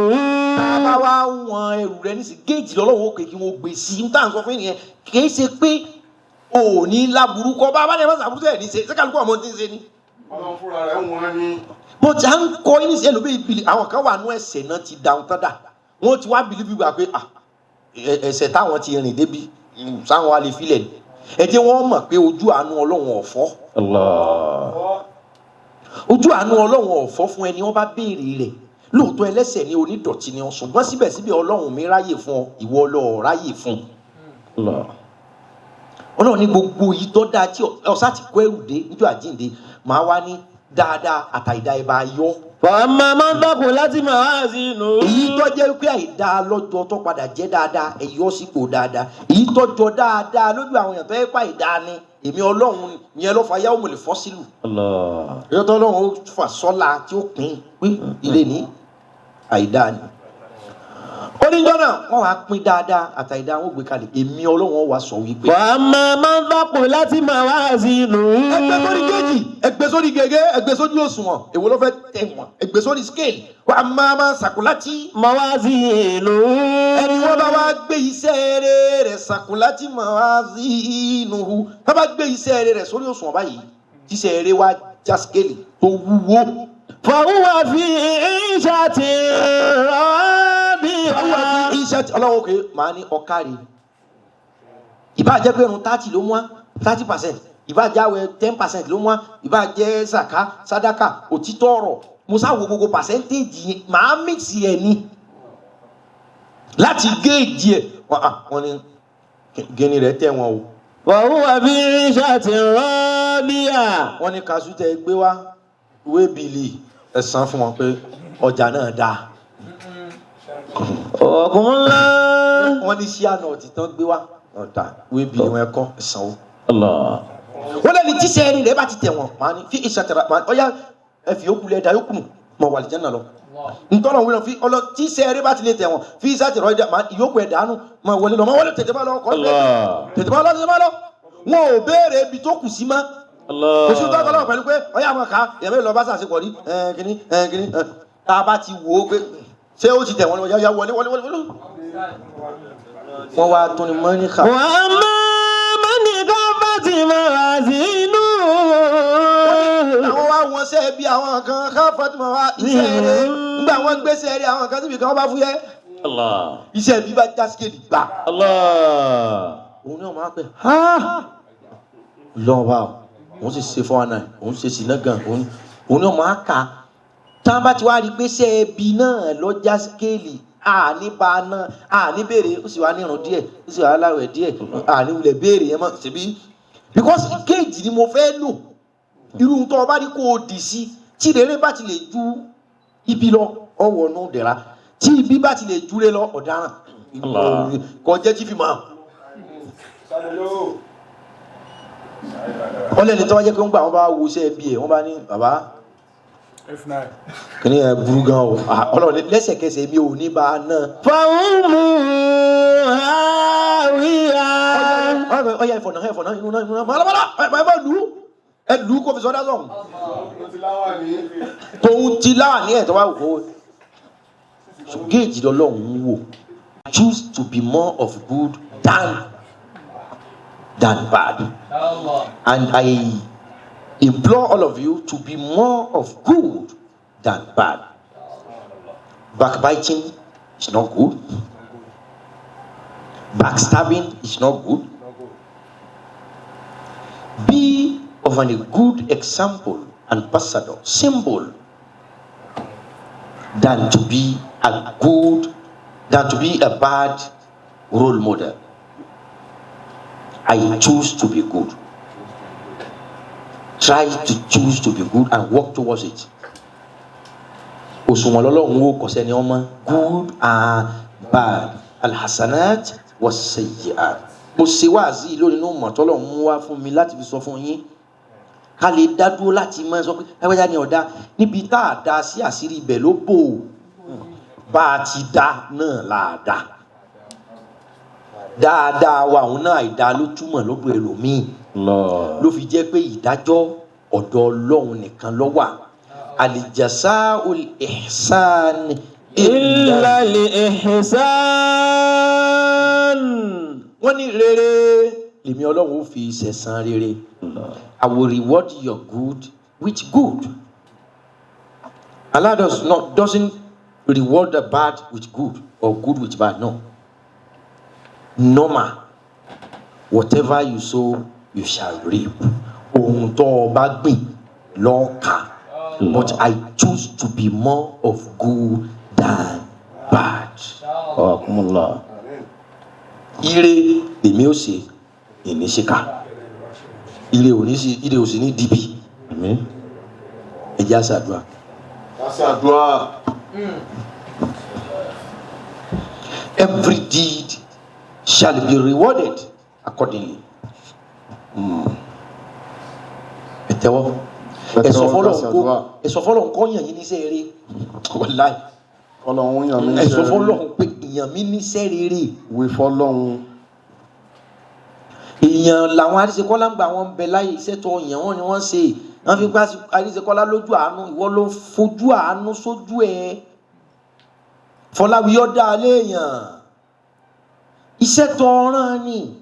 Fìrẹ́wọ̀nà burú lẹ̀dá. Kárúnà burú lẹ̀dá. Ó ti mọ̀ pé àwọn ẹni bí wà wá yàn wọ́n lẹ́jẹ̀ǹtì ibẹ̀ ni. Iṣẹ́ eré ni ó gbérin mi. Àwọn kan lọ sá gbé sípò ọ̀ṣọ́mọ. Tí wọ́n mọ̀ sọ fún yín pé ṣé dúdú lẹ fẹ́ àbúkú wa á mú wa. Iṣẹ́ kíṣẹ́ tó ọmọ yẹn wọ́n ni.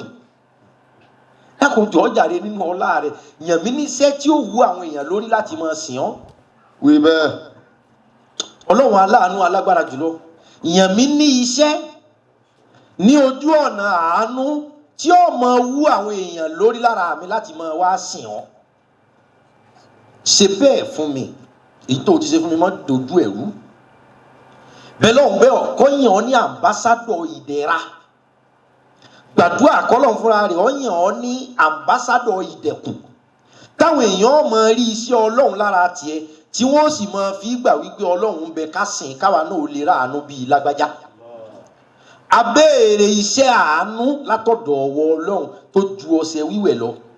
Abéèrè iṣẹ́ àánú látọ̀dọ̀ ọwọ́ Ọlọ́run tó ju ẹbu lílò lọ, tó ju gbẹ́rẹ́ sínsín lọ, tó ju ẹbọ rírú, èpè ṣíṣẹ́, tó ju ètùtù gbígbé lọ. Iṣẹ́ àánú tó jẹ́ pé ni ọba fọwọ́ rẹ̀ tán lórí pé mo gbé iṣẹ́ àánú mi rán ọ.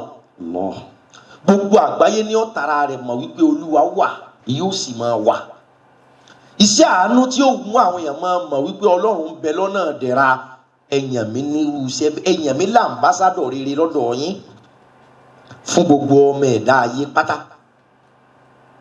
Gbogbo ohun tó o bá fẹ́ dàníyàn. Dàníyàn. Good and bad. Kódà ló fi jẹ́ pé ẹ̀mí méjì náà lọ́mọ èèyàn ní good thought and bad thought. Wí bẹ́ẹ̀ kó dàníyàn. Olúwo fi iṣẹ́ rere rán mi. Kó má fi iṣẹ́ rere rán bẹ̀ mí. Bí bad side rẹ ọba dí ọ lọ́wọ́ kó lè sanwó sí mọ́sálásí. Bismillah. Tí ẹ fi yún náà béèrè lọ́dọ̀ Ọlọ́run. Tí bad side rẹ ọba dí ọ lọ́wọ́ má sanwó mọ́sálásí kankan wọ̀ tán. Tí bad side rẹ ọba gbé good side mi láti má lè sanwó àdúrà, láti má lè dá sí ètò mọ́sálásí o, kò fowó mọ́sálásí ránṣẹ́. GT Bank 021 81 65 426 021 81 65 426 021 81 65 426 GT Bank. GT Bank. Sheikh Muhammad Jamiu Sanusi. Sheikh Muhammad Bí Jamiu good thought àti good side àwọn ẹ̀dá ọ̀bá dán. Má sanwó àdúrà kankan. Má sanwó mọ́sálásí kankan tán. Wọ́n ní àti ẹ̀fí. Ṣùgbọ́n Ọlọ́run bá mọ̀ pé ìwọ̀n wí ọ̀dẹ̀ ọ̀dà ó fẹ́ kó o sì sàárà tó sì fi rọ̀ Ọlọ́run. Ẹ fowó àdúrà owó sàárà mọ́sálásí ẹ fi sórí àkáǹtì náà. Ẹ dákun ẹ bá ń ṣàdúrà fún èèyàn kan. Ìwọ tó paasi Ànábì Ádámọ̀ dákun. Ẹni yìí Ọlọ́run jọ̀ọ́ bá àánú pàdé. Àmín. Òní ni 16. Síbẹ̀ ni òní ni August 16. Ẹni náà ní ohun tó fẹ́ lọ dájú kọ láti béèrè àánú lórílẹ̀‐èdè ibi tó wà ní on the 18 nínú ọ̀sẹ̀ yìí. Tí ó bá jẹ́ Tuesday á jẹ́ Wednesday. Dákun Ọlọ́run. Ẹni náà sì láníyàn tó dá ìsìn sìn ọ́ nípa rẹ̀ ti mọ ìsìn ṣe sàárà. Ọlọ́run tó bá wọlá kankan wọlá ní ẹni dákun ohun tó fẹ́ lọ́ndì 18 tó fẹ́ lọ dájú kọ panẹ́ẹ̀lì interview kan pé kó tiẹ̀ lè grant òun ní ohun tí ó sọ òun di onílùú onílé níbi tó wà. Ọlọ́run ẹ dákun ẹ wọ láàyè èèyàn tó ti ṣàǹfààní lérí wáàsí online ìjọ àti bẹ̀rẹ̀ ẹ dákun ẹ fi wéwù sí sàrà àfẹ́ nínú. Àmín Allah. ìní dákun ẹ̀sùn tán ọmọ rẹ̀ ìwọ Ọlọ́run náà sì mọ̀ on the 18 dákun Ọlọ́run tí n bá fi wá sórí ètò yìí níjọ́ Thursday jẹ́ n lè kéde ìgbàlà pé ẹ̀yin èèyàn tó bá dúpẹ́ Ọlọ́run mọ̀ ṣeun tá a bẹ Ọlọ́run ẹ dákun ẹ ṣe. Àmín. Ọlọ́run dákun ṣe. Àmín. tó bá jẹ́ pé ìdọ̀tí kan bẹ lára tèmi pé ìbá sì ṣe ẹni tó ọ̀rán ládùúgbò ní òjì ṣe dákun Ọlọ́run bá mojú kó mbẹ. Àmín. tó bá jẹ́ pé lára tiẹ̀ lọ́wọ́ àpẹ́ mo fẹ́ ṣe tí n bá tiẹ̀ wo tẹni tó ṣàdúrà mo fẹ́ ṣe ṣùgbọ́n wọ̀ yìí gangan tó fẹ́ pé òun náà ní ohun tẹ́ ẹ̀ fi ní ṣe Ọlọ́run ẹ̀dá kan dárí ẹ̀jì. Àmín. ìbá sì wá ṣe kínní yìí o tí ó bá jẹ́ pé lágbájá ti ń wò wọ́n bí tóun náà wà torí ìjẹ́ àti lágbájá ìfẹ́ kọ́ dá sí ohun tí n bá fẹ́ ṣe. Allah. wọn àpè lágbájá tó wò wọ́n ni online tí ó bá sì tiẹ̀ tó fi ti gbọ́ ni ìbá sì ṣe o ṣùgbọ́n lágbájá ìmí ẹ̀fẹ́ kó rí ohun tí èmi Ọlọ́run bá bẹ́ẹ̀ ṣe Ọlọ́run tí bá ń bẹnu ẹ tí ń wò wá náà tó wà pé tiẹ̀ ló fi ṣe dákun Ọlọ́run wọlá àti wàá bá àṣàánú ẹni nìyẹn. Àmín. dákun Ọlọ́run ẹ fọ̀rọ̀ ẹni yìí ṣe yànnà Àmín. ẹ fọ̀rọ̀ ẹni yìí ṣe ayọ̀ ẹ fi ọ̀rọ̀ ẹni yìí ṣe ìdùnnú Àmín. ẹ dákun ẹ máa ṣe àtàlùkù sí mẹ́ta. Bismillahir bọ́ọ̀ bá Rahmanir máa Rahim. máa sàmí. Allahu la ilaha illa huwa al-hayyul qayyum la ta'khudhuhu sinatun wa la nawm lahu ma fis samawati wa ma fil ard man dhal ladhi yashfa'u 'indahu illa bi'idhnihi ya'lamu ma bayna aydihim wa ma khalfahum wa la yuhituna bi shay'in min 'ilmihi illa bima sha'a wasi'a kursiyyuhu as-samawati wal arda wa la ya'uduhu hifdhuhuma wa huwa al-'aliyyul 'azim. Bismillahir Rahmanir Rahim. Allahu la ilaha illa huwa al-hayyul qayyum لا تأخذه سنة ولا نوم له ما في السماوات وما في الأرض من ذا الذي يشفع عنده إلا بإذنه يعلم ما بين أيديهم وما خلفهم ولا يحيطون بشيء من علمه إلا بما شاء وسع كرسيه السماوات والأرض ولا يؤوده حفظهما وهو العلي العظيم. بسم الله الرحمن الرحيم. الله لا إله إلا هو الحي القيوم لا تأخذه سنة ولا نوم له ما في السماوات وما في الأرض من ذا الذي يشفع عنده إلا بإذنه يعلم ما بين أيديهم وخلفهم ولا يحيطون بشيء من علمه إلا بما شاء وسع كرسيه السماوات والأرض ولا يؤوده حفظهما وهو العلي العظيم. ẹ dákun lórí ẹni náà ẹ jẹ́ àgbésí ayọ̀ lọ́ndì 18. Àmín. Tuesday Wednesday yìí lérí arákùnrin wa ẹ jẹ́ àgbésí ayọ̀. Àmín. Ọlọ́run jáde àgùwà náà gbà. Àmín. Ọlọ́run jáde àgùwà náà gbà. Àmín. La hawla wala quwwata. Illa billahi káka al-'ali. kúlẹ̀ àwùjọ méjèèjì àníyàn tí gbogbo wa dà lérí pé ìyàn mi ní sí àánú rẹ̀ àánú sáá Allah. àánú sáá kó o pé àtòun nìkan ni àánú yìí ni àánú rẹ̀ tó gbé gbogbo ìkẹ́ pátápátá mì sínú kó jẹ́ tèmi kó jẹ́ ti. Àmín.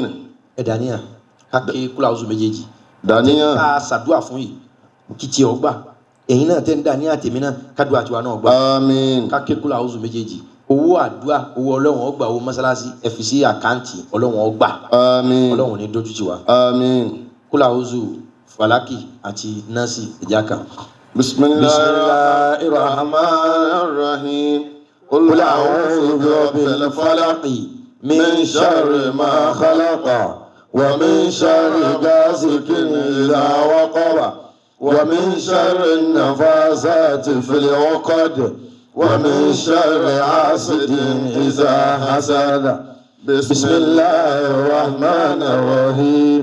Qul a'udhu bi rabbin nas malikin nas ilahin nas من شر الوسواس الخناس الذي يوسوس في صدور الناس من الجنة والناس ولا حول ولا قوة إلا الفاتحة. بسم الله الرحمن الرحيم. الحمد لله رب العالمين الرحمن الرحيم مالك يوم الدين إياك نعبد وإياك نستعين اهدنا الصراط المستقيم صراط الذين أنعمت عليهم غير المغضوب عليهم ولا الضالين آمين ilẹ̀ Yorùbá ọlọ́mọdé ó dàrú. آمين ilé ẹnì kọ̀ọ̀kan wá yé wa iṣẹ́ wa ọlọ́mọdé ó dàrú.